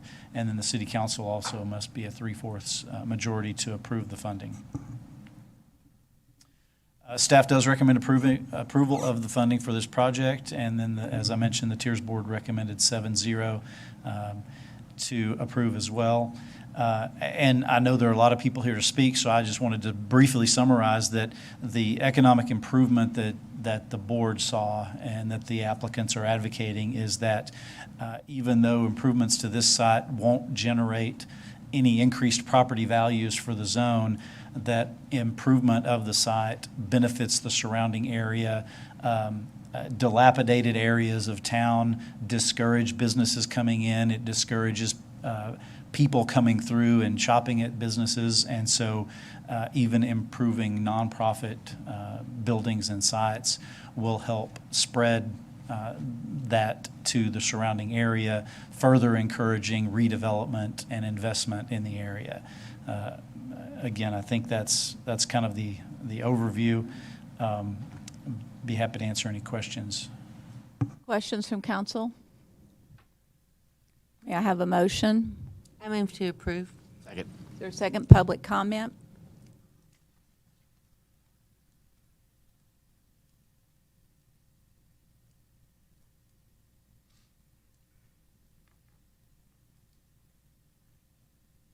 Good morning, Mayor, Good morning. City Council. My name is William McClendon, single member District 6, and we're back again to get approval for Gethsemane Missionary Baptist Church. We're seeking the approval for the funds to go help the outer appearance of our church and property. We feel that improving our outer appearance of the church will help to improve the look of the community. We understand that TIERS stands for the Tax Increment Reinvestment Zone, and that although we do not pay taxes on the property, we are able to apply for the grant money because you, the City Council, voted to allow nonprofits in the North Zone to apply because there was abundance of money. You said in the past that nonprofits does not put money back into the system and that we shouldn't be allowed to receive any funds. The businesses that will be hired to carry out these projects, they pay taxes. So the money does go back. Also, the money for these projects would solely come from the tiers, would not come from the tiers because we have to do a 10% money match.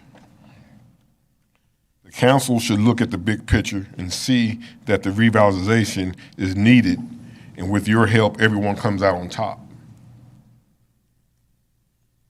That's all I have. If you have, Very much. thank you.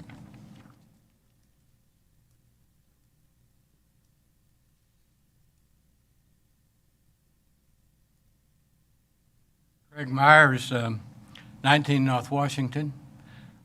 For last 23 or 4 years, I've been involved in all 4 of the neighborhoods that were designated as blighted back in the early part of this century.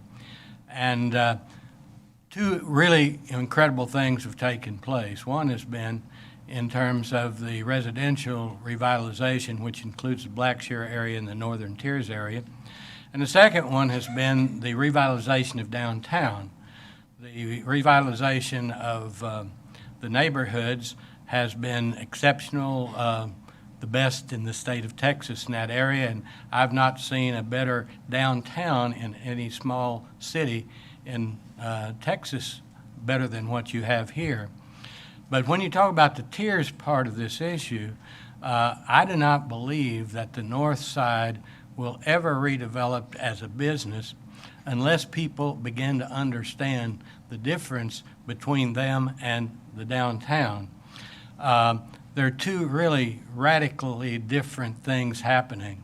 One is when downtown started revitalization, it had a very, very solid area of not-for-profits and government and the hospital and all these kinds of things to generate traffic downtown, and also had buildings everywhere. A lot of them are vacant, a lot of them are run down, but there was a place for businesses to come in and redevelop, and with the skill and the effort of the downtown organization and the city and COSA DC and the chamber and all of these things happened. And you really did a great job. On the north side, there is not a large area of built-up business area. There's a lot of residential area, there's a lot of dilapidated buildings, and there's a lot of vacant areas up there as well. But what you have is a place that doesn't have the infrastructure or the exceptional business skills of the people around there to do the kinds of things that happen down here.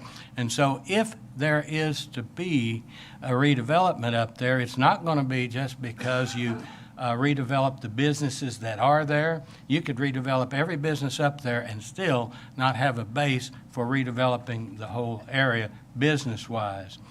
And so what you wind up with is, as you look at this not-for-profit situation, when you take the MLK Drive itself, what you find is that from the freeway on up to where Walmart is on 29th Street, 2/3 of that, of all the public buildings that exist there, most of them are churches. So that if you're trying to redevelop the kinds of... Greg, that was, I think, part of the previous person's statistics, so you can keep talking, because I don't think they reset it. But from that area, that almost 20-block area that constitutes it, almost all of the area that occupies space that's not residential is made up of churches. And they are the ones that attract the traffic that does come up there, and they're the ones that people see when they come through there. They do not pay taxes. But if you are to develop any businesses that do pay taxes, you cannot have those spots, those areas that are blighted areas and do not attract people, or at least do not repel people. So it's an investment in the tax base to see that that much of the public non-business and non-residential area has something to offer.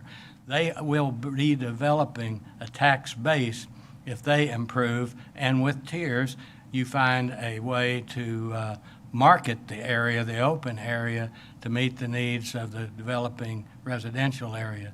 So I think that, it's not apples and apples, it's apples and oranges. The situation downtown is quite different in terms of the nonprofits and their importance to the community. And so I hope that this time you see an opportunity to improve an area, as the picture showed, that will make the next block over have somebody who would like to come in and start a new business, because it'll be starting new businesses that make that develop, not just putting facades on the ones that are there. That's important, but there aren't that many businesses at all. So thank you. Further public comment?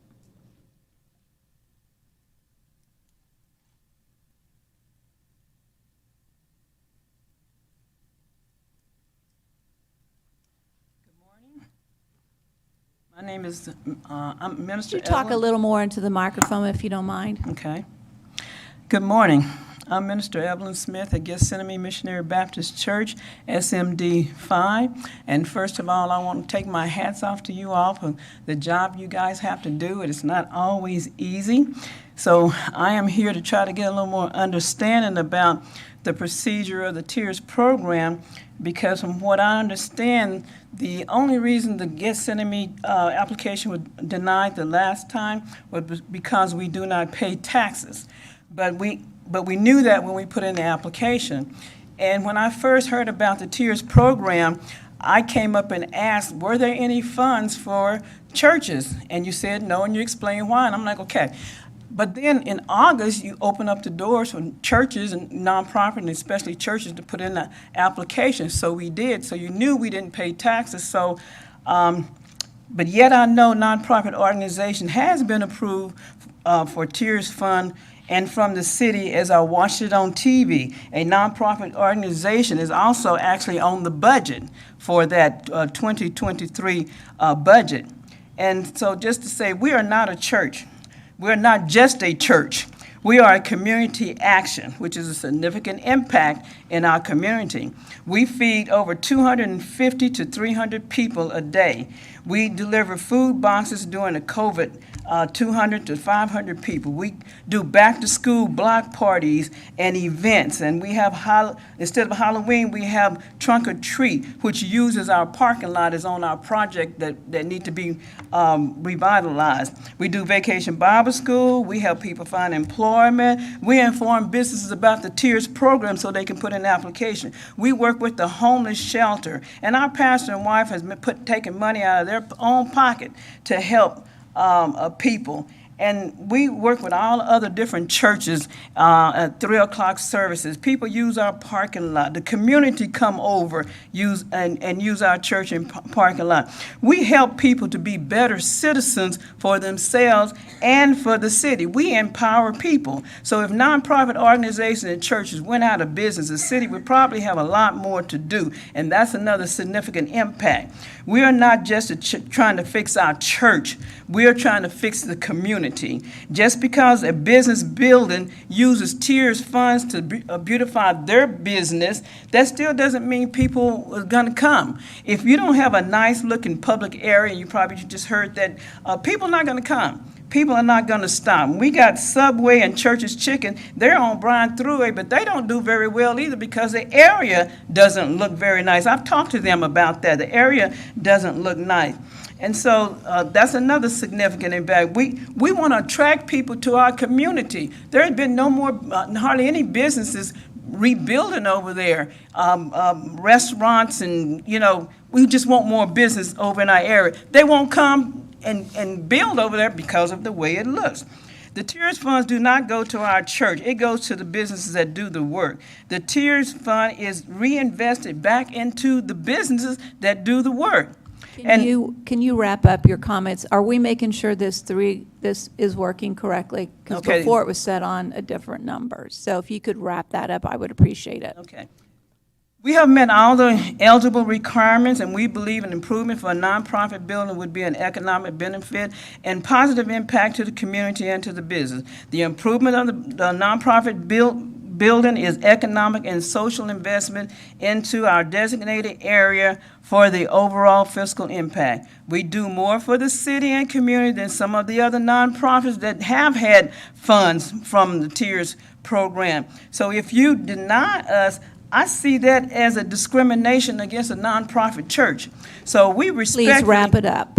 This is my last comment. We respectfully ask that you consider about improving our application. Since the city council opened the door for nonprofit to apply, we respectfully ask that you approve, that we be able to work together. I thank you. Thank you very much.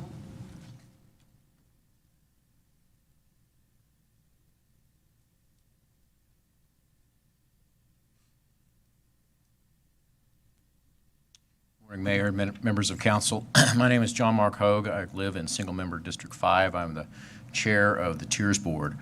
And I just want to make a few brief comments from the board's perspective. I'm not speaking for everyone on the board necessarily, but when this project and the whole nonprofit issue first came up, I had a lot of the reservations that some of you may have. It's a church. And of course, I had issues. Being a good Baptist, I'm a separation of church and state kind of guy, so I had concerns about that. I had concerns about nonprofits and how and do we open the door. But as we began to go through the discussion, both with staff, with members of the public, and others, and not just those who were here advocating for it, but people that were in the audience who had no interest in the project itself, came forward and gave comments and insight about this. And I think I want to echo some of what Mr. Myers was saying. We began to see this as not just an issue about return on investment and about what the purpose of the Tiers was. I was on the city council when the Tiers was created. And at that time, the main idea of it was revitalization, particularly in this area of town. The Walmart was coming in, and we wanted to create the Tiers Fund in part for downtown San Angelo to revitalize, but also talking about this north side and the several areas of town that council had identified as a need of improvement that had been blighted or economically depressed, however you want to state it. What we began to see, what I began to see, is that it's all one big picture. And what we're talking about is investment to try to make the north side of town more attractive, to be a place where people will want to invest in residential properties, invest in businesses, invest in the properties that are there, so that we can improve that entire corridor. And it's not just MLK. We're talking about Chadbourne Street. We're talking about Bryant, the entire area of the city. We think, and I think that is the main purpose, what Tiers was created for, and what the council should be considering in what it does with this request. I understand the concerns. We also, again, had the issue of, $1.5 million sitting in there and no one applying for it. So that's also another issue that we were trying to do with the northern area, was try to find ways to encourage individuals, businesses to request those, and in this case, we think it's a good project. I've been to the location, I've seen it myself. I think the entire area needs revitalization, and I think that is only going to help raise property values that do pay taxes in the residential areas, et cetera. So that's all I have. Thank you. I will also, go ahead. So, how long have you been on the Tiers Board? About 4 years. This is my second term, about 4 years. All right, so Evelyn made some comments that we had given Tiers money to nonprofits. Is that accurate? Or maybe we confusing that's hot tax money? Correct. It's hot tax money. Well, I want to hear him say that. Well, I don't recall, and we may have just recently done another one, but some have come before, but no, this is the first one. All right, so I recall. All right, so in your opinion, is it fair to allow a church in the north tier zone to apply, and churches on the south zone not to apply? No, and when that issue came up, at the direction of council, we went back and looked at that a couple of meetings ago, And I believe what the Tiers Board recommended was to lift that and to make it available in both the north and the south. But I believe when it came to the council denied that request and just decided to keep it in the north. Correct. I want to make a point to talk about many of the comments that have been made, and that is that it was presented to the Tiers Board that we improved the Chadbourn corridor all the way up to 44th Street, which I think is what the Tiers Board, Tiers territory is.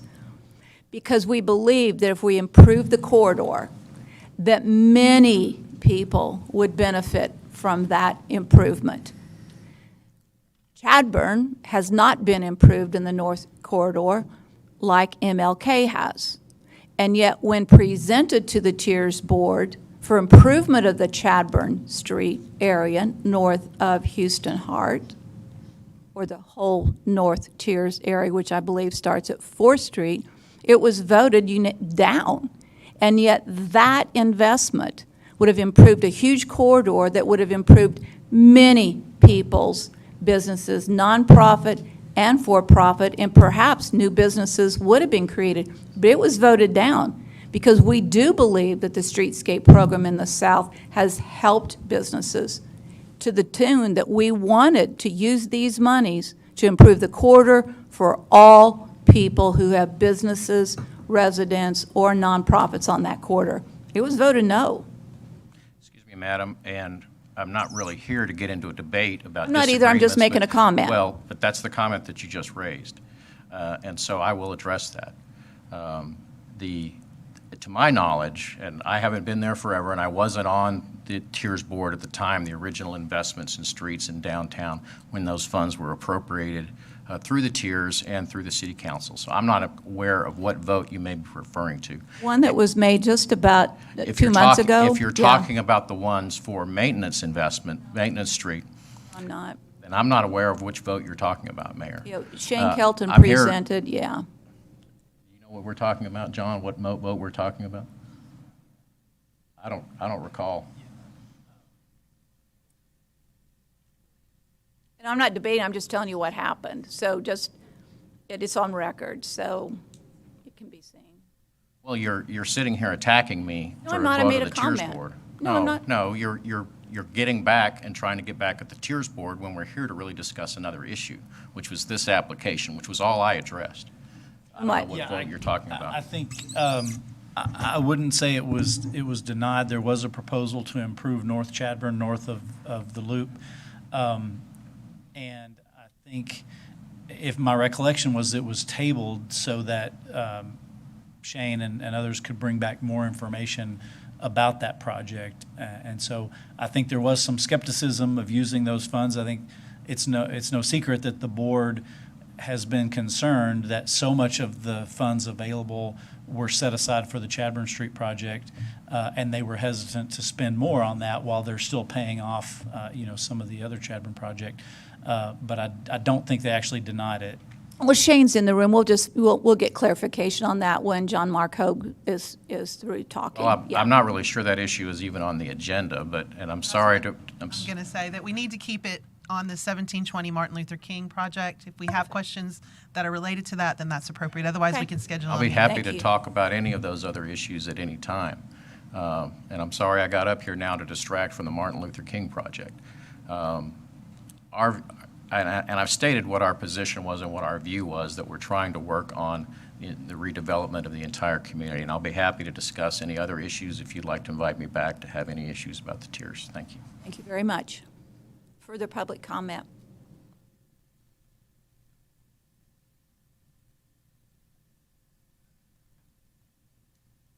If you want to speak, if you're going to come up and speak, go ahead and sit on that front row, if you will, so you'll be easier to just come on up.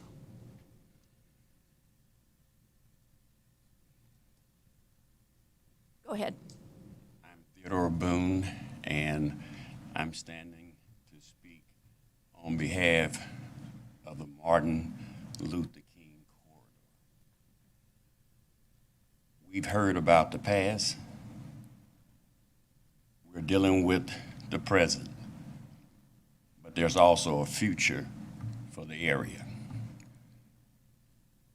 Since we first came here, activity on Martin Luther King Drive from the city has escalated. Work has been done on the streets, on the walkways, on the lighting, and it's making a difference. Events are taking place all up and down the street, not just at churches. This is not a church issue. We're making it a church issue. But the real issue is relationship. In our community, it's a mixture of all of the cultures in our city.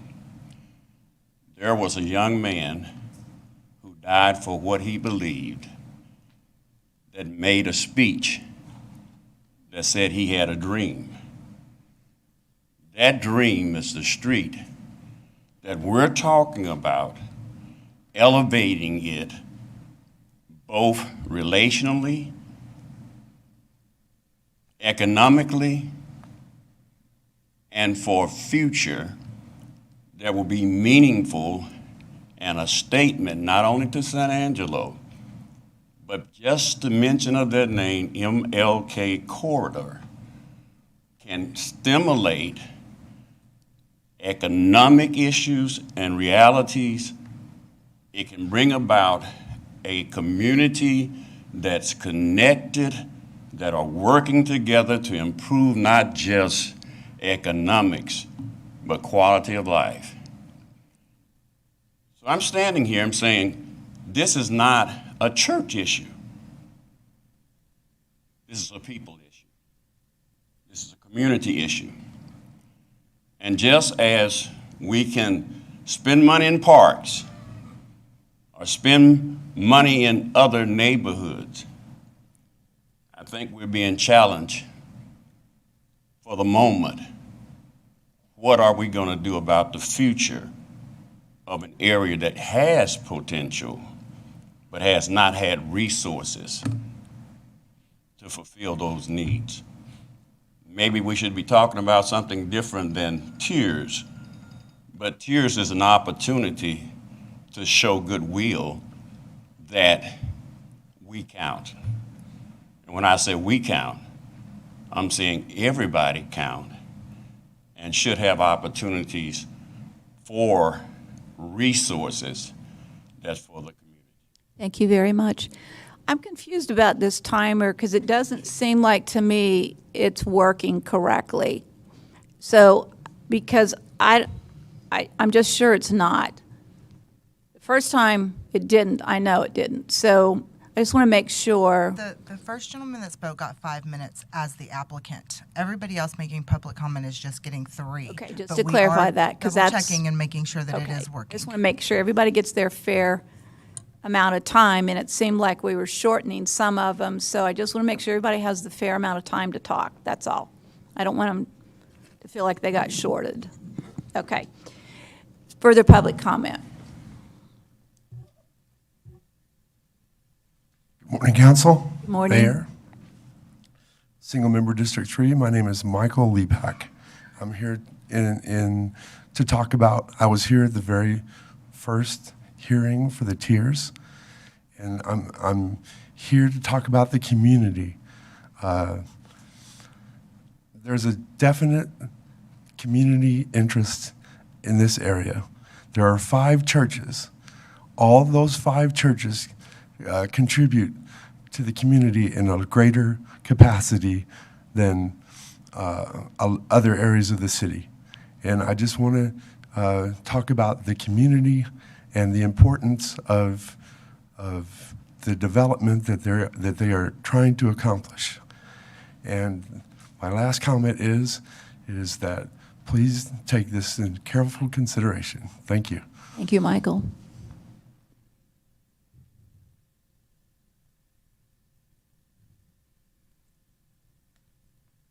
Good morning, Council. I'm Good morning. Sally Ayana, a single member District 4, and I came to thank you all again for all what you do for our city and also would like to encourage you to pass this particular project. I have been on several committees, especially working with Reverend Meyer when the West Texas organizing strategy began.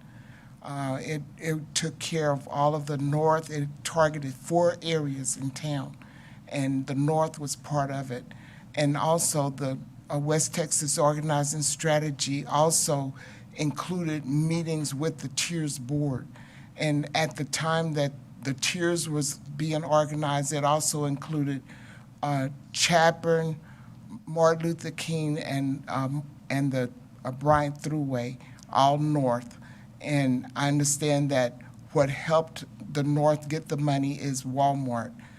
It has been building up since then with several businesses, even since we spoke the last time for the Tiers Board. Some other businesses have been added.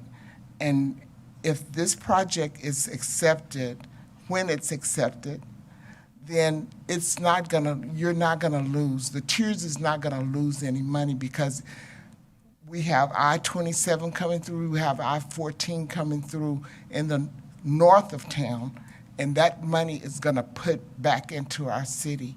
It's not like it's gonna be a loss, it's gonna be added, even though personally this church is gonna add to it, but it's gonna be added even more so. It's more funds, more money is gonna be added into our community because of this. I am so much for our community. I even ran for office because I care. And I know you all care, so please care for that community like we do too. Thank you very much. Further public comment?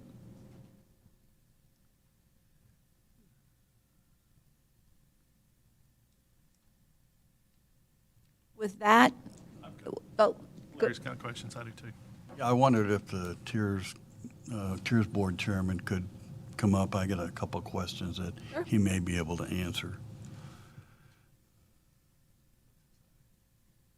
By the way, I think the folks that showed up here did a great job of presenting it as a community action network.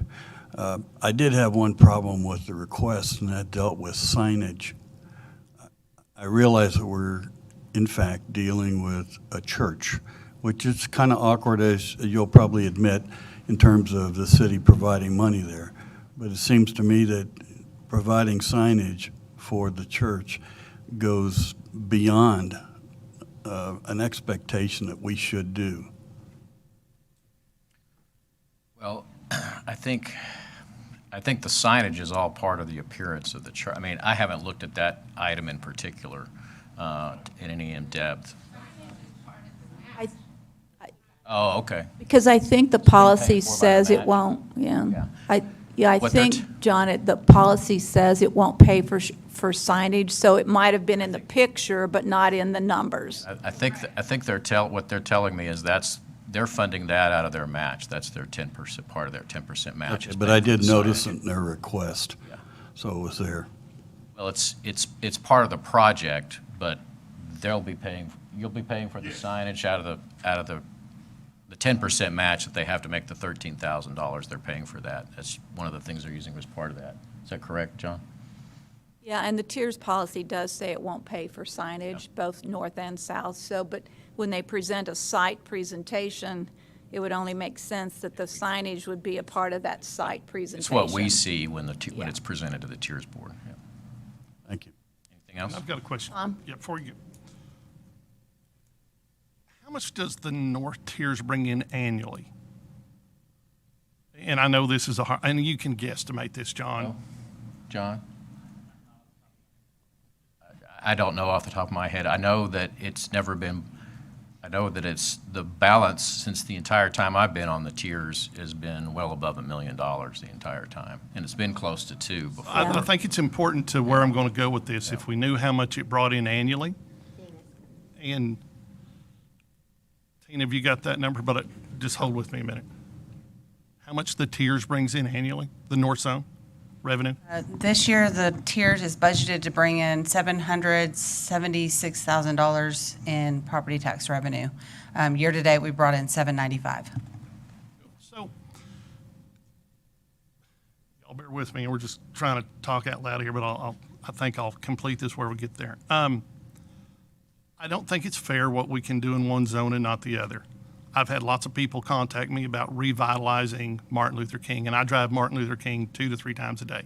So I'm with you on that. I don't think it's fair and ethical to award one church and not another, unless you do something in there, put some parameters in there so everybody can play.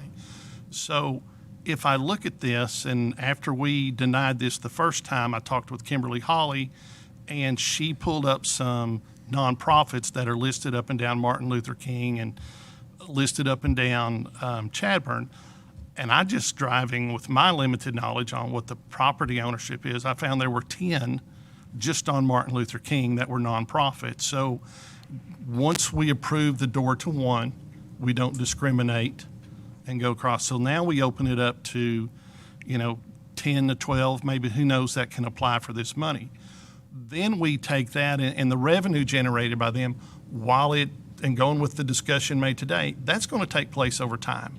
That's not going to be something where those people start paying tax revenue back. So what scares me is there's going to be commercial property, and if you take away the funds that the commercial property people could have had and you're giving it to all the nonprofits, they've got an argument not to revitalize it. I mean, I'm going to go in there and I will say, if I want my thing to move forward and I've got a sprinkler or I've got to do something with this and take an existing building, which there aren't very many, somebody would want to improve that. So it's kind of a double-edged sword going through there. But I won't support the motion as it stands. But I would say if the motion came back and we limited the availability to nonprofits to 10 or 15% of the annual revenue the North Zone has, then I would have no problem with that, because you give them a set period or a set dollar amount that they can pursue, and it's up to your board to decide how that splits. If you gave them 10%, there's 70 grand. If you gave them 20%, 140. But I don't want to discriminate against the commercial business that would generate immediate revenue. These people and people that have contacted me, constituents, have been, I don't want you to decide where my taxpayer dollar goes to a nonprofit. If I want to give to my church, I'll give to my church. I don't want you to decide where it's going. And I've got several of those phone calls. It's a double-edged sword, but what I'm saying is, if you're going to do something with nonprofits, you can't discriminate against those commercial revenues that are going to come. And if you placed a specific dollar amount on what was available to them, then they can decide, because there are nonprofits there that stand a chance of making it the next 20, 30, 40 years, and there's buildings there that don't. I would hate to give $20,000, $30,000, $40,000 to a building, and in 15 years it's gone. And I don't know if you would agree with that or not, but. Well, I understand the concern. I mean, I think that's a concern that I had going into this. But I think as you begin to evaluate it, nonprofit does not mean no economic impact. There are many of nonprofits in this community that have significant economic impact in this community. Like 700 of them. Yeah, so exactly. One of the things that got brought up first was, okay, nonprofits, well, what about churches? Well, we can't discriminate against a church that's a nonprofit versus, Habitat for Humanity that's a nonprofit. So you would have to apply the same standards to each. I understand the concern. But I disagree to the extent that what this whole project is not necessarily about a business growing and being tax revenue in. That is one of the things that can happen with it. But I believe it's more about revitalization of the area overall over a long term. And I think what you're doing is what you're wanting to do is raise the property values of the entire area. Because by raising the property values of the entire area, that's where the tax revenue issue comes in. But the situation that we have in the north tiers, and this is the problem we've had since the beginning, is no applicants. I understand your concern if we had a flood of applicants and the money was and tons of nonprofits were applying. This is the first nonprofit that's really come to us and asked for that. So we don't have a track record of that. And so I don't think, under the circumstances at this present time, that that's something that we can consider. What we have to consider as a tiers board is what the criteria is that's been adopted by the city council, and we evaluate on that criteria. We make our recommendation. If at some point I think there's a point there that you make, that at some point in the future, if all of a sudden you get lots of nonprofits coming in and applying, then you may have to revisit what you're doing. And if all of a sudden we get lots of business development going on in the north tiers, then I think that's a different story as well. So. Well, I think this boils down to Martin Luther King Street, and when you open the doors on it, if this one was to go through, I think you would see at least 7 to 10 nonprofits file the next. They would be crazy if they didn't file the next turn, all right, to come in and ask for money. And so that scares me, and I don't think it's fair. I have a hard problem giving money to one side and not treating the other side equally. Oh, I agree completely. Right. I don't think it's limited to Martin Luther King. I mean, I hear your concern. Your concern is that now all the nonprofits on Martin Luther King are going to come in and ask for tiers funding. I think that's speculation at this point. Sure. And we can't really we can't as a board, as a tiers board, make our decision based on speculation. It's the criteria that we've approved. If the criteria need to change, and if the city council wants to change the criteria, that's always your discretion. I don't want to give it to them and take it away. I mean, while it is speculation, it's also, I would call it, a little bit of anticipation of what is likely to come. And so I get the word choice of speculation, but I would think it would be hard for some of them not to press forward with this and go, okay, that is. So I think it's very obvious that you're going to get, if you approve one, you're now going to get 10.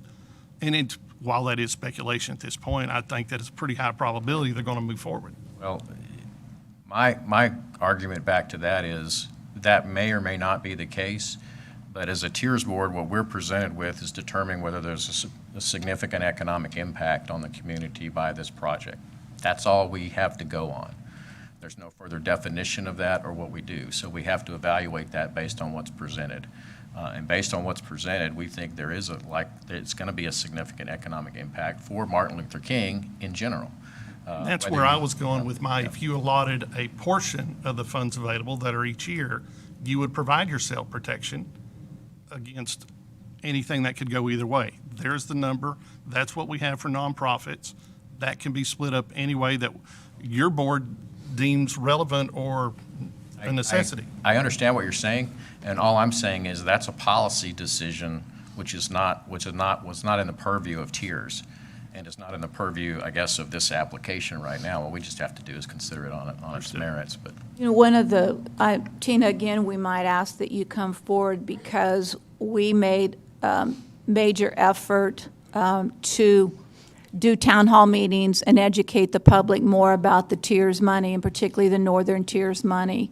To that point, I believe in the past 9 months, about $800,000 from for-profit businesses have applied for tiers money and received it.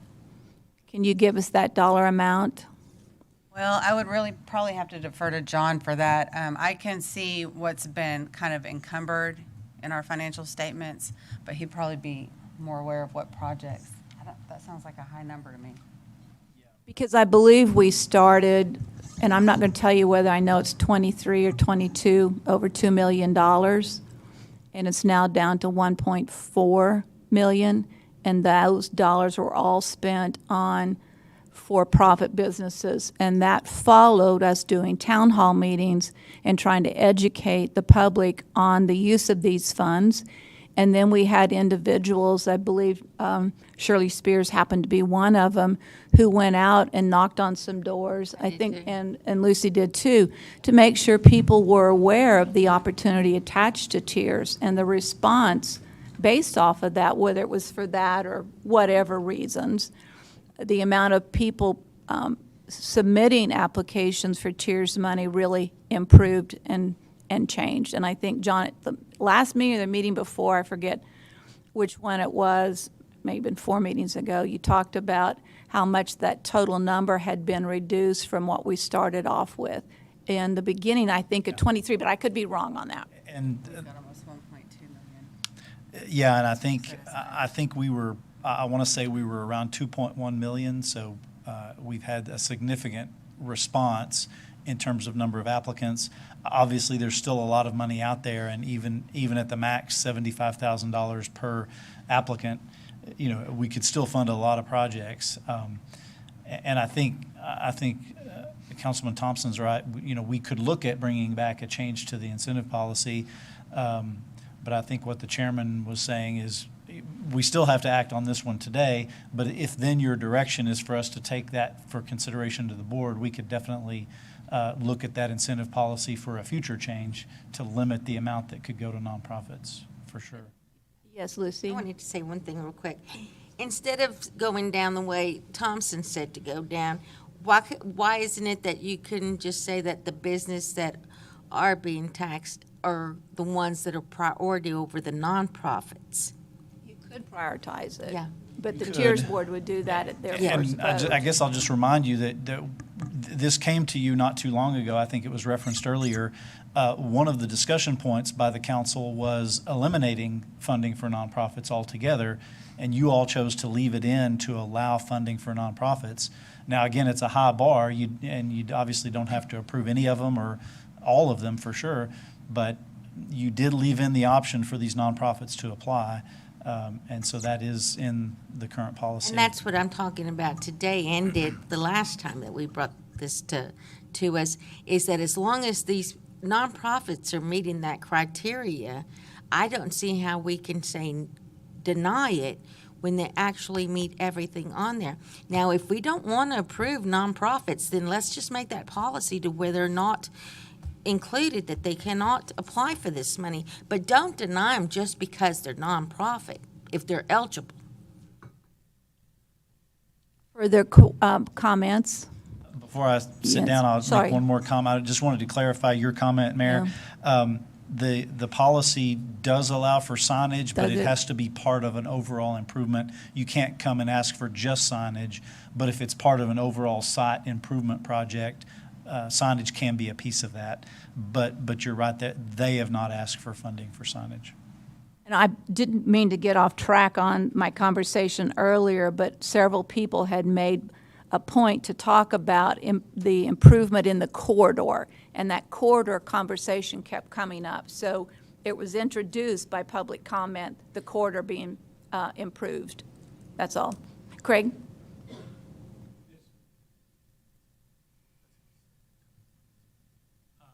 Craig Myers, 19 North Washington, just in relationship to what was said, for 20 years, Tiers roughly, has been in existence, and for 20 years, we've had the history of generating the money up there and not being able to spend it. And to say for speculation, what would happen if we actually started spending the money up there, I think that's a little bit premature. You can change anytime you want to, and you've changed policy from time to time. But up to this time, the practice has been to generate money and not use money. And if we find out that it's being used and it's, then you can change anytime you want to. But at this particular juncture, after 20 years of sort of denial of generating the policies and the programs and the publicity and all these kinds of things that have made it a problem that you have too many applicants, I think to say that let's not think about not-for-profits. You've got it. You've had a chance to vote on it again. You voted on it. They're there. I'd wait a while before you change up something that you've got a 20-year history of not being a problem. Thank you. All right, we have Tom? Well, I'll just go back to, for continuity's sake and the protection of this program, commercial businesses that pay taxes generate the revenue. All right. A lot of the discussion today has been about nonprofits and how it will make the neighborhood and revitalize and go there. But when it boils down to what it was really made was those that put money in can get money out, and those that are getting money out are going to put money back in. I certainly understand it. I think if you're going to, like I said, I will not support the motion that's on the floor. But if somebody wants to bring something back in the future, I have no problem saying this is an allocation of funds for nonprofits that they can decide is available for nonprofits, and let the board decide that. But I think for the protection of the That's program. not what's out there today. Right, it's not what's out there today, but for the protection of the program, I'm not going to support the motion that's on the floor. There's a motion and a I second. agree We've ended with that. public comment. So at this point in time, we will take a vote. Tommy, your vote? Aye. Tom? Nay. Harry? Aye. Lucy? Aye. Karen? Aye. Larry? Aye. Mayor? Nay.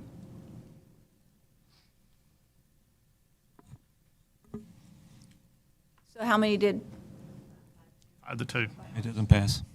All right, we'll move on to the next item on the agenda, which is item J, first reading and public hearing on an ordinance to rezone from single-family residential to two-family residential property located at 2718 Forest Park Avenue. John, you're on.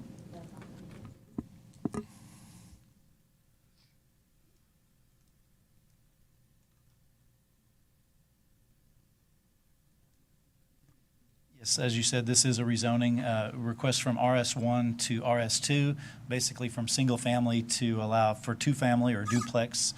You can see the property there in red.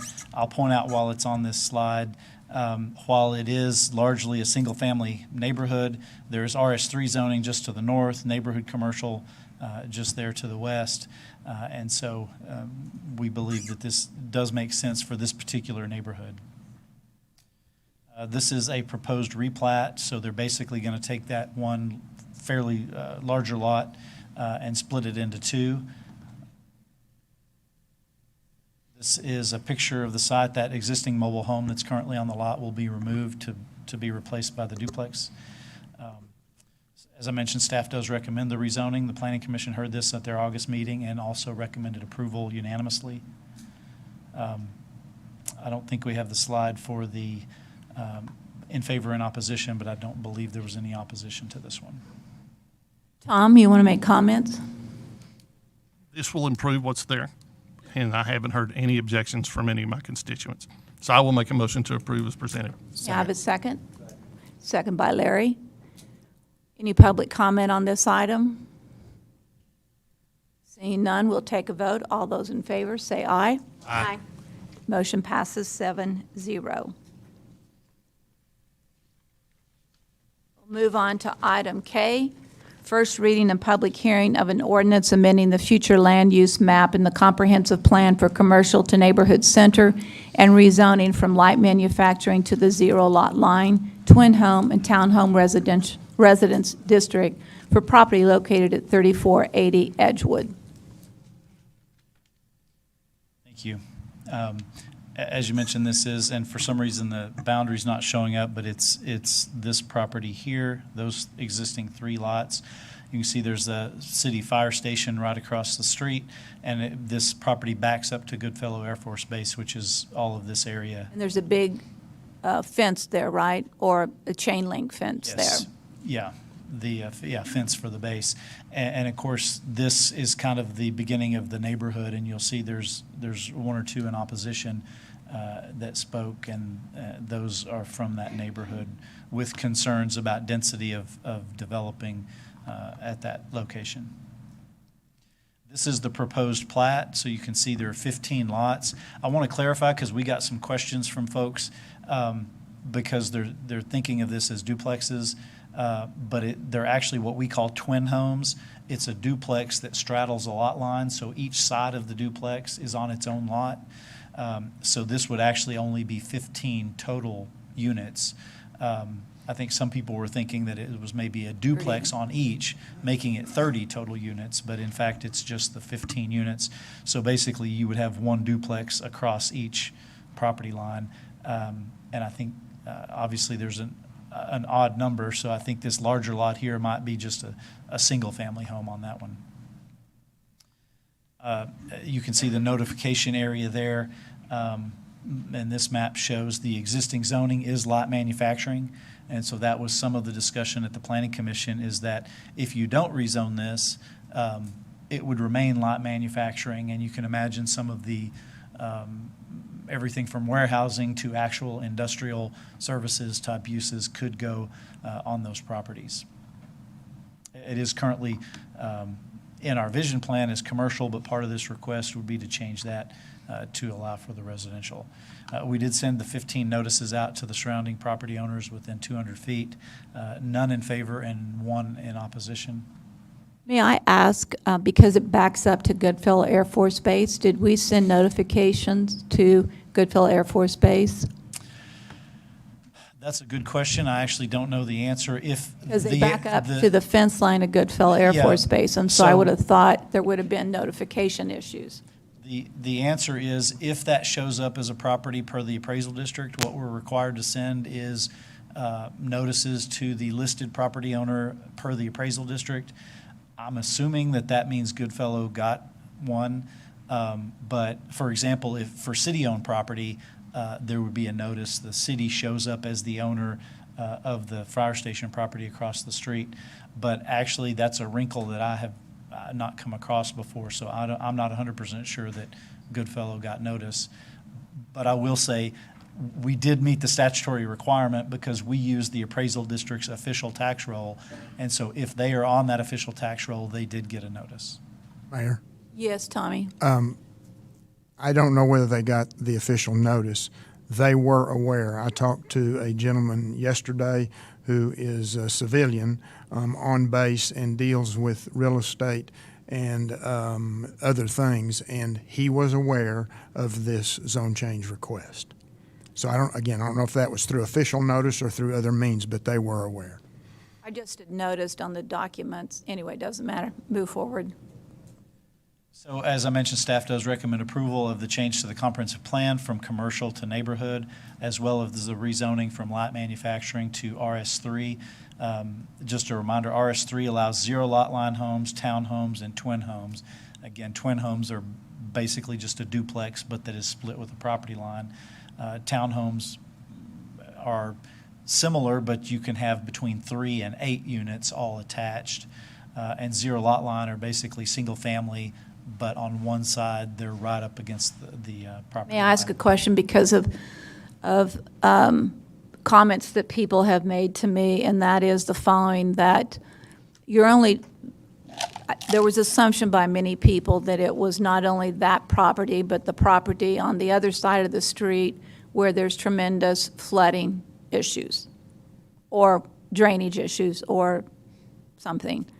But this specific piece of land does not have those same drainage issues that the one across the street has. Is that correct? I'm not fully aware of all the drainage issues, but I will note that there is, you can see this little piece here, that is not actually a lot. That is the drainage easement, because drainage coming from the base comes across this property, and so that gets it out to the street. Now, as with any development, when this develops, they will have to address drainage. They basically, in short, they can't create more drainage off-site than it was pre-development, so they'll have to do detention or some other mechanism to ensure that they're not making the problem worse. By the same token, they don't have to make an existing problem better, but they can't make it any worse. That just needs to be said so that people understand drainage would be addressed. Yes, right. At their August meeting, the Planning Commission did vote on this. They voted a 5-2 to approve, so it wasn't unanimous, but it was a majority vote to approve. That's it. If you have any questions. Does council have questions for John? Larry? Do you have any idea why the 2 members were opposed? Largely concerns about traffic, just density of development, with 15 homes versus if you developed a single family, it would be a few less. And so just additional parking, maybe cars parking in the street, traffic, where are the kids going to play was one of the questions of, because these are pretty tight. Those are not very deep lots. Front entrance garages? That'd be a question for the developer. Zoning doesn't define how they do that. I suspect there's not sufficient room to have that sort of rear entry type garage. Karen? Something up. Larry, thank you for asking your question. That Oh, was there we go. part of my concern. I would say that the overarching idea is a good one, but the density is too much for me to approve. I think that 15 units on that strip, given all the things that have been mentioned, parking, safety, drainage, 15 is too many for me. Further comment? Mayor, I have had more than several conversations with different folks. I mentioned the gentleman at the base yesterday. One of my questions was need for something like this around town. And then I have also visited with 3 different realtors. The gentleman at the base yesterday indicated this would be good housing for the NCOs as a beginning house, starter home, or for starter home for others in the community. I also have visited with a developer on this. I'm not going to put words in the developer's mouth, but my assumption was in visiting about this was that in order to make this work, just by the sheer investment that he has already made but will continue to make with respect to I've also talked to the engineer on the project. To your point, Mayor, about the drainage, the engineer is fully aware of the drainage issues and was going to do, it sounded to me, a little additional modeling from an engineering standpoint to address the drainage because the engineer was aware of that, I think, across the street as well. I found it a little interesting in talking to one of the realtors. This particular realtor partners with a builder in town that this is they are doing something similar around town. These, I'm going to say, smaller homes in a more dense fashion than what we typically think of as single-family homes. And he said for them, their experience, and he wasn't speaking for anybody else, but their experience was they didn't even have to market these. They became sold, if you will, as they were completing them just simply due to the demand. And the housing study also that we paid for indicated strong need for duplex townhome buildings to happen, that we had a very low number of townhome duplexes, and that this was a big need for not just Goodfield Air Force Base, but the city as a whole. As John mentioned, we're just being asked to approve zoning here. We're not talking about approving an elevation plan or anything like that. That's not part of what we're asked to do. But I have looked at some of the developers' other properties around town that have been developed, and they appear to me to be single-family homes that you can, I'll say, clearly see they are single-family homes. They're just accommodated to fit a much, I'll say, thinner footprint than what we think of as a typical single-family home. Because of infill. Yes. Because those lots are left over like that. Absolutely. So again, I think the developer is here. They can speak on their own behalf. But due to the investment that the developer has already made, will continue to make, the developer's got to put in the water and sewer. The developer's got to make sure that the drainage through their engineer. So with the investment and plus the purchase price of the property, I see this as an appropriate use of the property. Yes, Harry. One of the concerns I've heard is the increased amount of traffic, especially around the fire station. I think Chief Brody's here. Would he come forward and talk about that?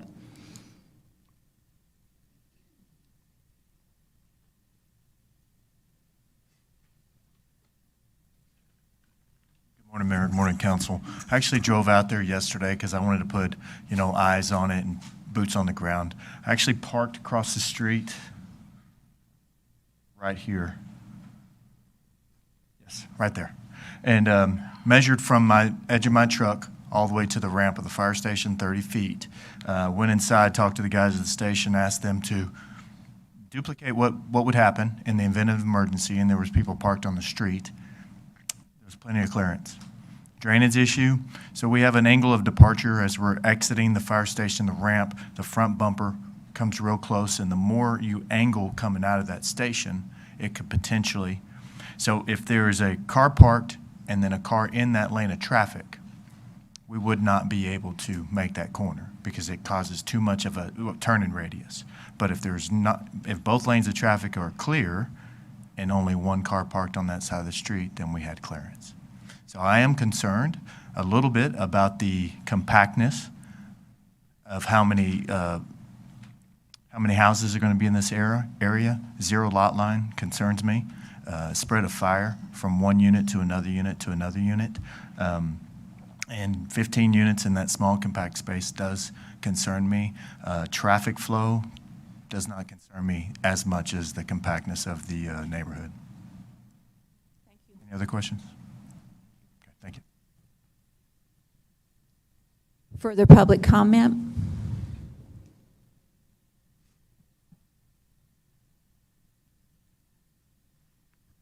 Edwin Guthrie, District 1. As the chief stated, he's not concerned too much as the traffic on Edgewood coming out of the firehouse. But for those that are not familiar with the area, at 8 o'clock in the morning, if you're going down Edgewood to make a left to go to the south gate of the base, that center turn lane on South Chadbourne is completely backed up to the firehouse. So you're unable to come to the stop sign here and make a left to go to the base because of the high volume of traffic at 8 o'clock in the morning. I'm opposed to the development only for if it was residential one, single family units would be fine. But the condensity of this and this fence line of the base, there's no buffer zone. In the entire perimeter of the base, there's either a natural barrier, an alleyway, or an easement of at least 12 feet between the public access and the base fence. Also, on the Edgewood is a high point of this town. So all the water that comes down Edgewood also ends into this lot, beside the lot across the street y'all were talking about earlier. The alleyway on the here, and it makes a hard sharp back into Edgewood, continually ruts out because it's a dirt alleyway and washes out the perimeter bottom of the security fence at the base where they continually bring in rocks and gravel and backfill after every rain. The narrowness of this with the condensity of 15 units, I just think it's too much. I live in the neighborhood directly. It won't directly affect me because I'm far enough down the road it won't be bothered, but I think the condensity of the amount of number of units and the drainage along with the morning traffic will become a nightmare. And also, earlier last year when the south gate was being worked on and the north gate was the only one available, all the normal traffic realized they could cut through our neighborhood to bypass the light at Chadbourne and Christoval, and now I'm getting commercial traffic actually cutting through there also. That's my concern. Thank you. Thank you.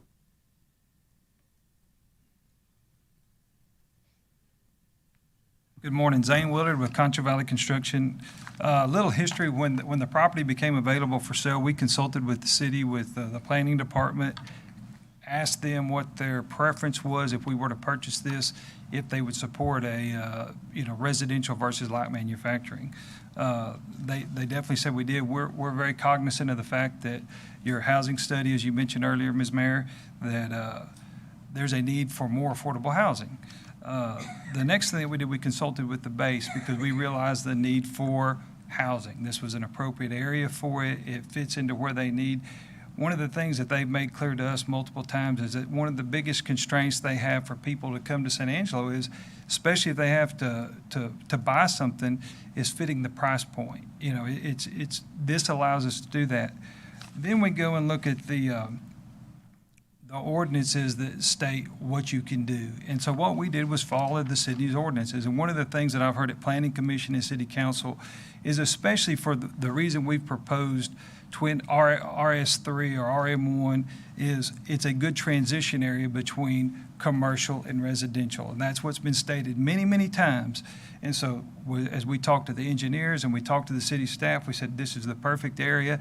Instead of which could cause more traffic and drainage issues, instead of a big manufacturing facility being right at the edge of a residential neighborhood, let's transition from regular single-family homes to twin homes, which is probably what we're going to do. That's what we've drawn up, and that's what we're looking at. In addition to that, we provide a price point that fits what the constituency needs. We'll deal with the drainage issues. There's already a drainage study being done right now. We are finding a way where we're going to put the water at. We'll build this up, and we'll make high-quality, affordable housing for the residents of San Angelo. And that's the reason there was a lot of due diligence put into this before we brought it forth and took it to Planning Commission. I understand many of the concerns, but our job is to try to find a resolution to fix some problems instead of I think it was about 2 acres. You know, it's been abandoned for a long time and somebody's out there mowing it. We want to add value to the city, add value to the constituency, and do something that makes a nice transition from commercial into residential. Any questions? Questions for Zane? Yes. Yes, go ahead. So I still like the overarching idea, no concerns about that, and everything you've said is very helpful. So thank you for sharing your process with us. It helps us see the big picture. You have indicated that you think you're going to put in 15 units. What would stop you from making 15 into 30 by making it 2-story? The zoning will not allow it. So there's no possibility of zoning. I take pride in whenever we go, there's 2 houses we built on Avenue T, 413 and 4, I don't remember the other address.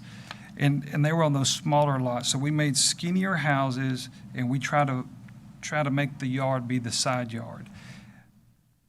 My personal opinion is that in the city of San Angelo, we live in the perpetual state of drought. So the less yard we can have, but the more usable the yard space is, the better it is for the people that live there, because it is heartening when you drive through in July and everybody's yard's browned out because water restrictions and they can't afford the water bill. So the way we've designed these is that they will set on the property line. You'll have more of a side yard. It gives us room to push them back so that we get plenty of off-street parking. There'll be a 2-car garage. So they'll have 4 parking spots. So to help the fire station, everybody will have 4 spots off-street to get their vehicles off of the street. They have a nice side yard. There is an alley in the back there, but the possibility of making them 30 residences, the zoning will not allow that. So there'll be single-family homes, just on a slightly more narrow lot, following the city ordinance. That's what the planning department has passed in years past, and that's what we designed it to fit the need of what that would allow. Mr. Hebert mentioned earlier, we had talked about the cost to develop this. We're adding the water line, the extension for the water line, the extension for the sewer line. We're doing the drainage study. So it's more than just the cost of the land. There's a lot of other improvements that we have to add to make this property buildable. Garages and driveways are in the front. Is that correct? Your intention is to have garages and driveways? Yes, ma'am. I don't think the alley's wide enough for them to go down and turn in. So yes, it would be. But I think the standard zoning for what we've got here is a 15-foot setback. The way we've drawn them has 25 foot, which is standard for most RS1 houses. So we're going to push them back 25 feet to make sure that you have enough parking off-street to get 2 cars off. Plus, just in case, I know most people don't do this, but fill their garage up with a bunch of stuff. You know, that still gives them room. Who does right there. that? So, yeah. I was going to use another word, but that wasn't the right word. So, yeah. We have that too. Yeah. Other questions, Karen? All right, may I have a motion for approval? Mayor, I'd make a motion to approve as presented. Second by Lucy. There's a motion, a second, now open for more public comment. It's all right. You're all right, we still have time. My name's Steve Lawson. I happen to live in that area. I've heard a lot of talk about the economic viability of this project, but I haven't heard much about the people that live there. I haven't heard much about the people that are going to live there and where their kids are going to play. Are they going to play in the street with a fire station right across the street? What's the economic impact to the people's homes there? Are the values going to go up with this type of building project? Have you spoken to anybody in that area? Not just the base. I'm a veteran. I've served 27 years. I understand what's going on base. They have plenty of room there. And to do this and to consider this type of construction in a single-family residential area is just kind of disheartening, sir. And I don't think it's safe. I don't think it's good for the firehouse, as the gentleman said. And as you can tell, I'm kind of emotional about it. I've been in my house for 30 years there. I'm a veteran. That's where I chose to live, and there's a lot of other veterans with families and people that are currently assigned to the base there. And the traffic, you heard the gentleman talk about that. It's just not in the morning. It's in the evenings with people coming to and from the base. I would hate to see even one child that's playing out in front of their home like they should be struck by a vehicle. And I just think it's not a viable option for that 1.8 acres. Thank you all. Appreciate it. Thank you. Further public comment? There has been a motion and a second, but it is open for further public comment.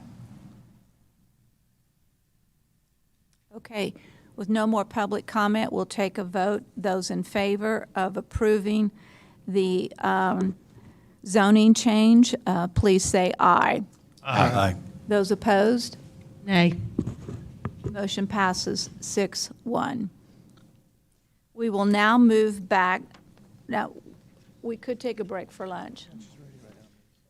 We're going to take a break for lunch. We will come back in 30 minutes. So we'll be back here at 12:15.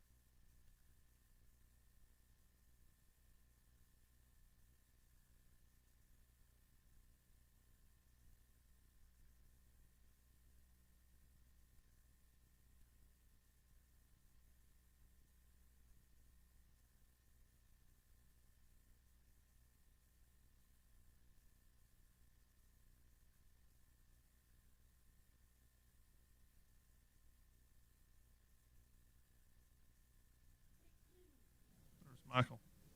Can you hear me now? Oh, yeah. Okay. And I'm going to read the executive session items. So, executive session under the provision of Government Code Title V, Open Government Ethics, Subtitle A, Open Government, Chapter 551, Open Meetings, Subchapter D, exceptions to requirement that meetings be open under the following sections. A, Section 551.072, discussion regarding response to RFP RE-01-23 Sarah R. Robertson Survey 178. Item B, Section 551.072, deliberations about real property regarding commercial lease and possible sale of lots 2 and 3, Block 1, Group Middle Concho, Lake Nasworthy Addition.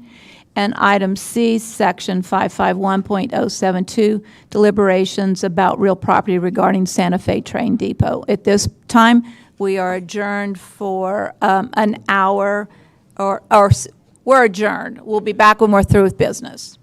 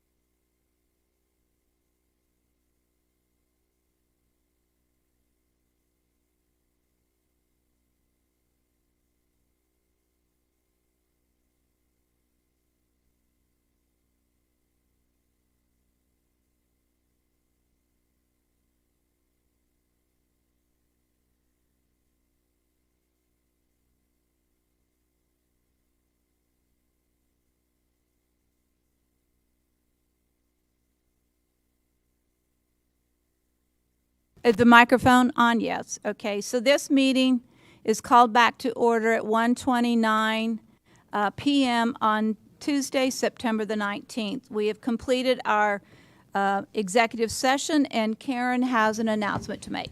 I would like to make a motion that we amend the lease to Historic Orient Santa Fe Depot Incorporated to allow them to request hot fund funding.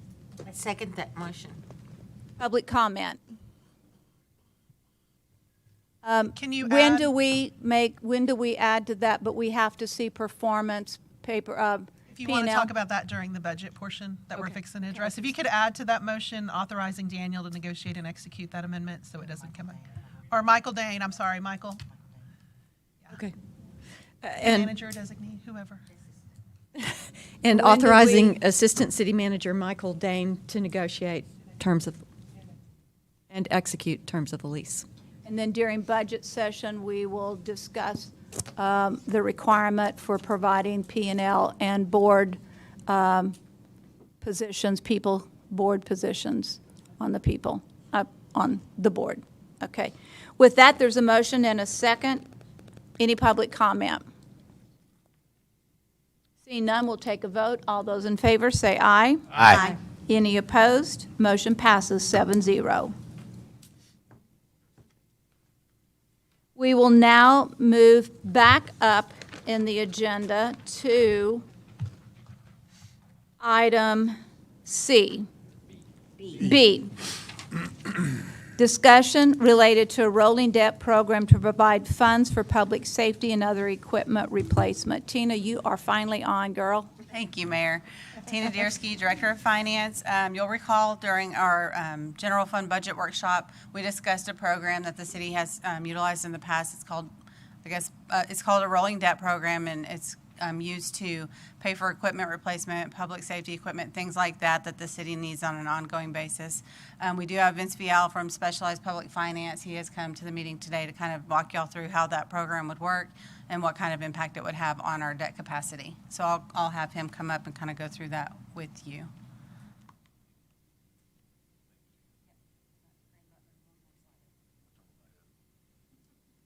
Mayor, council members, good afternoon. My name is Vince Viel with Specialized Public Finance for the city's financial advisor. I'd like to visit with the council today about a rolling debt or rolling note program, answer any questions y'all may have about how it works, and make sure y'all understand the concept, so if we want to implement this program in the future, we're comfortable moving forward with it. So a rolling note or a rolling debt program enables us to issue notes on a periodic basis. The model that we've looked at in this case is issuing notes every other year, starting in 2024. So we would have note issuances in 2024, 26, 28, et cetera. This program is totally driven by the council. You've got the ability to pull it back or accelerate it at any time that you wish. The note proceeds are basically used to purchase short life type assets that you would not want to finance on a long-term basis, such as city fleet needs, maintenance operation equipment, things of that nature that have a short lifespan, because these notes have a very short lifespan. We issue these notes typically with a 2, sometimes maybe a 3-year maturity, and they pay off at the end of that time. That's what enables us to keep this program rolling. As soon as we pay off one of the note issues, we come behind it with another one and issue another note. So we're always raising capital for these type of expense items, again, that have a short lifespan, as do the term of the notes. Now, currently, we've dedicated 11.4 cents on our tax rate for the interest and sinking fund. What we've looked at in our model is allocating 2 cents out of that 11.4 cents and trying to determine what size of a rolling note program that would generate for the city. So if we start our first note issue in 2024, what we're looking at, again, about every other year is give or take about a $3 million note issue for this program. Now that's going to be dictated by the size of the tax base growth within the city. As the tax base gets larger, that 2 cents is going to generate more revenue.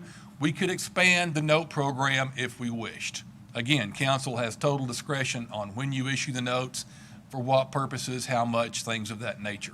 But again, this is just a method by which we can finance short, yearly life type improvements for the city that would match a short amortization for the debt that's issued to finance that. I'm happy to try to answer any questions the council may Could you have. describe that again? We're doing short-term financing for short-term projects. Easy said. Yes, ma'am. Question. Any questions? Yes. Tommy. Vince, you have talked to us in the past about our capacity. Sir. How does this impact our capacity for a larger debt issuance for the large capital project that we do have from time to time? How does this impact that, or does it? It does. It's a very That would good be, question. with that, Tommy, like, what's the difference between big and small? I mean, doing this, short-term rate, short-term, is there a dollar limit to this? And if I'm assuming we'd have to work with you if we anticipate a large capital expenditure that we know we're going to have, we would have to work with you closely on on the rolling debt program so that we didn't impact adversely our ability to finance a larger capital project. Yes, sir, and I think I understand your question. Let me take a stab at it and make sure I answer it sufficiently. So again, what we're doing is we're allocating 2 cents of the interest and sinking fund tax rate of our 11.4 cents that we currently utilize for debt service payments. That 2 cents would be utilized for this rolling note program. If we were to look at doing a larger capital expense item, a couple of factors come into play. One, will the debt service on that larger capital item be paid for out of the 11.4 cent INS tax rate? Or two, will it be a water and sewer system improvement that will be paid out of water and sewer system revenue? So we have to make that decision on how we're going to pay for that larger capital expense item. The rolling note program will certainly have an implication upon our capacity in the future. Again, we're looking at give or take about $3 million in a note program every other year for our capital expense items. Right now, based upon our current tax base, if we implement this program starting in 2024, and we have got set aside right now a $16 million street program issue in 2024, what that allows us, based upon current information that we have, gives us additional capacity beyond the note program, beyond the $16 million, of give or take $35 million that we could use within that 11.4 cents. Does that answer your question? Absolutely. You're 2 steps ahead of me because I was going to go down the path of what additional capacity could we have above and beyond. So thank you. Yes, sir. Thanks. Yes, Tom. So let's say you compare us to other cities. Other cities within our size have the same problems. Are they doing the same thing that you work with? Very Most similar. are. Most of my clients are, especially cities and school districts. One of the things you have to keep in mind is the interest and sinking fund portion of your tax rate is not subject to rollback. It's not subject to revenue compression. So whatever O&M items that we can flip onto the INS side and finance those, that would free up those O&M dollars for other city uses. This is clearly a cash flow management tool to our benefit to do something like this, to have more dollars available in our general fund revenue stream to do something like this rather than having to, we have over the past several years paid cash for things, which is not a bad thing. Correct. But this gives us some more flexibility that we don't now have to pay for some of these things and manage those cash flows. That is correct. Yes, sir. Okay, thanks. Harry, you're doing a lot of nodding, so go ahead and add comment. Well, I just want to say that fortunately I understand this. And I am definitely in favor of it. Okay, thank you. Other questions from council? Okay, so with that, do I need a motion for approval of this? Actually, this is just an information item only. Okay. For council information, we will bring this program back to the council for future consideration and authorization to pursue at a later date. Once we determine how much you're going to want on that first program, council will then decide and give us authorization to move forward. Okay. I want to Thank you all for y'all's time. Everybody understand? For yours. Yeah, thanks for waiting. Pleasure to be here. You learned a Thank you. lot about us, didn't you? More than you wanted to know. Enjoy that drive. All right, so we go on to item D, C, D, and E. Do I read them all at once, or do I have to do them individual? This first one is just that short-term note that we talked about at the last meeting that we would use as a one-time funding source for grant match or other needs as council deems necessary. So this one is just, we did receive the bids back on the interest rates, came in at 5.24%, and so this is just that final step of approving that short-term debt issue. Which is what he just discussed. That was the one for next year that he just discussed, so this It's is the same program. along the same lines, yeah. So we don't need. Do we need a motion on this? Need a motion. on You this need a one? vote on this one, yes, So ma'am. move. Second. Motion is by Harry and a second by Tommy. Public comment? Seeing none, hearing none, we'll take a vote. All those in favor, say aye. Aye. Motion passes.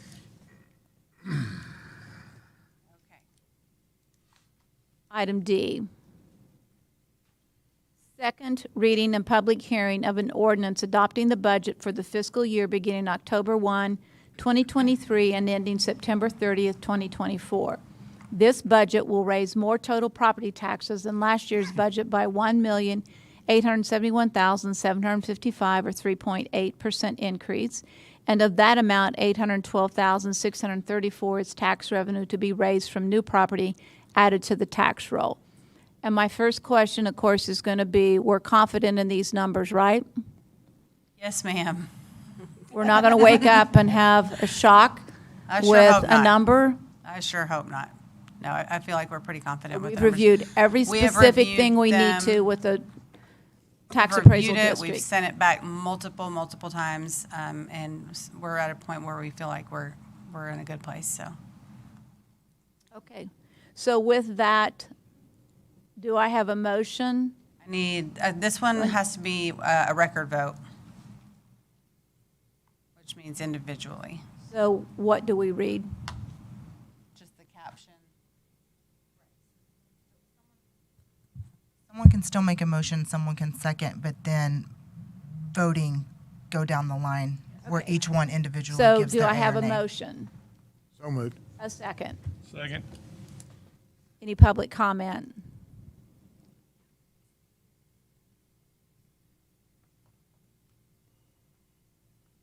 Good morning or afternoon.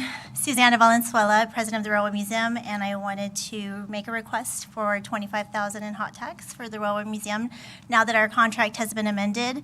And I want to say thank you for doing that, and I'm really happy for San Angelo.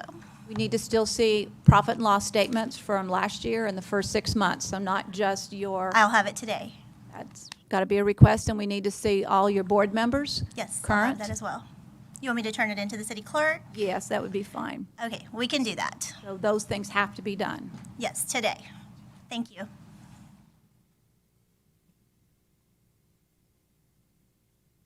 Do we have to vote on that? We will, but there's, So if council directs us to include that $25,000 in the hot budget for FY '24, I think we'll go and, talking with Teresa, we'll adopt the budget as is and then bring that back as a budget amendment once the contract has been amended. that's what I was asking for before. Okay. And Okay. And what you'll bring back is the agreement regarding that hot tax that spells out all the requirements like we do What for I all asked the for before. organizations. Okay. All right, with that, there's a motion and a second, public comment now. We're going to individually say yay or nay to item E.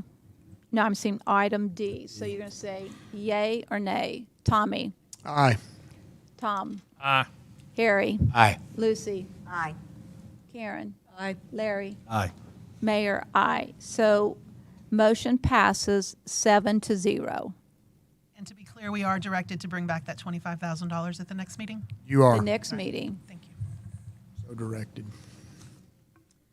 Item E, second reading and public hearing of an ordinance fixing and leveling ad valorem taxes for the current tax year for use and support of the municipal government of the city of San Angelo, Texas for the 2023-2024 budget year, providing for the assessment and collection thereof, providing when the tax shall become due, providing when the tax shall become delinquent, providing for exemptions, providing for severability, providing for publication on the city-operated website, and providing for an effective date. Okay, thank you, Mayor. Again, like you said, second public hearing of the ordinance levying the property tax for 2023 tax year. The proposed rate is 0.7042 cents per $100 valuation. That is, again, a 3.38 cent decrease from last year's property tax rate. And I need this caption read into the motion, please. By each person or just by me? By one person, and then a second, and then I move that the property tax rate be increased by the adoption of a tax rate of 0.7042 per 100 valuation, which is effectively a 7.24% increase in the tax rate, but, period. But the actual decrease in the tax rate is 0.338. Is that right?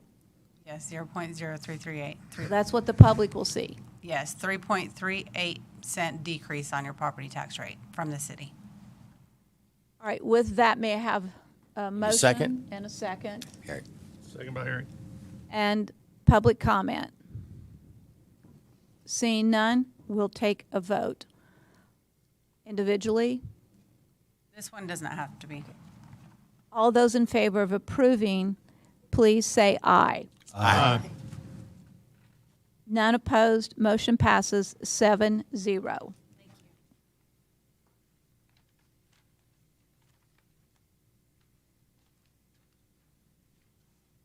We will move to follow-up and administrative issues. The last one is item B. So consider approving various board nominations. ADA Advisory Committee is Jordan Dibone to a first term ending April 2025. Then a Design and Historic Review Commission, David Major, the mayor, to a third term. Kenna Archer, SMD 2, and Donna Crisp, SMD 5, to a first full term, all ending September 2025. And then the Public Arts Commission, Mark Stevenson, which is SMD 1, to first term ending April 2025. May I have a motion for those to be approved? Approved. By Lucy, seconded by Larry. Thank you for that. Any public comment on those nominations? Seeing none, we'll take a vote. All those in favor, say aye. Aye. Passes 7-0. We will now move for an announcement of consideration of future agenda items and an adjournment if possible. A motion for adjournment, please. Move we adjourn. Second. All in favor, say aye. Aye. City Council meeting officially retires at 1:47 p.m. on this September the 19th.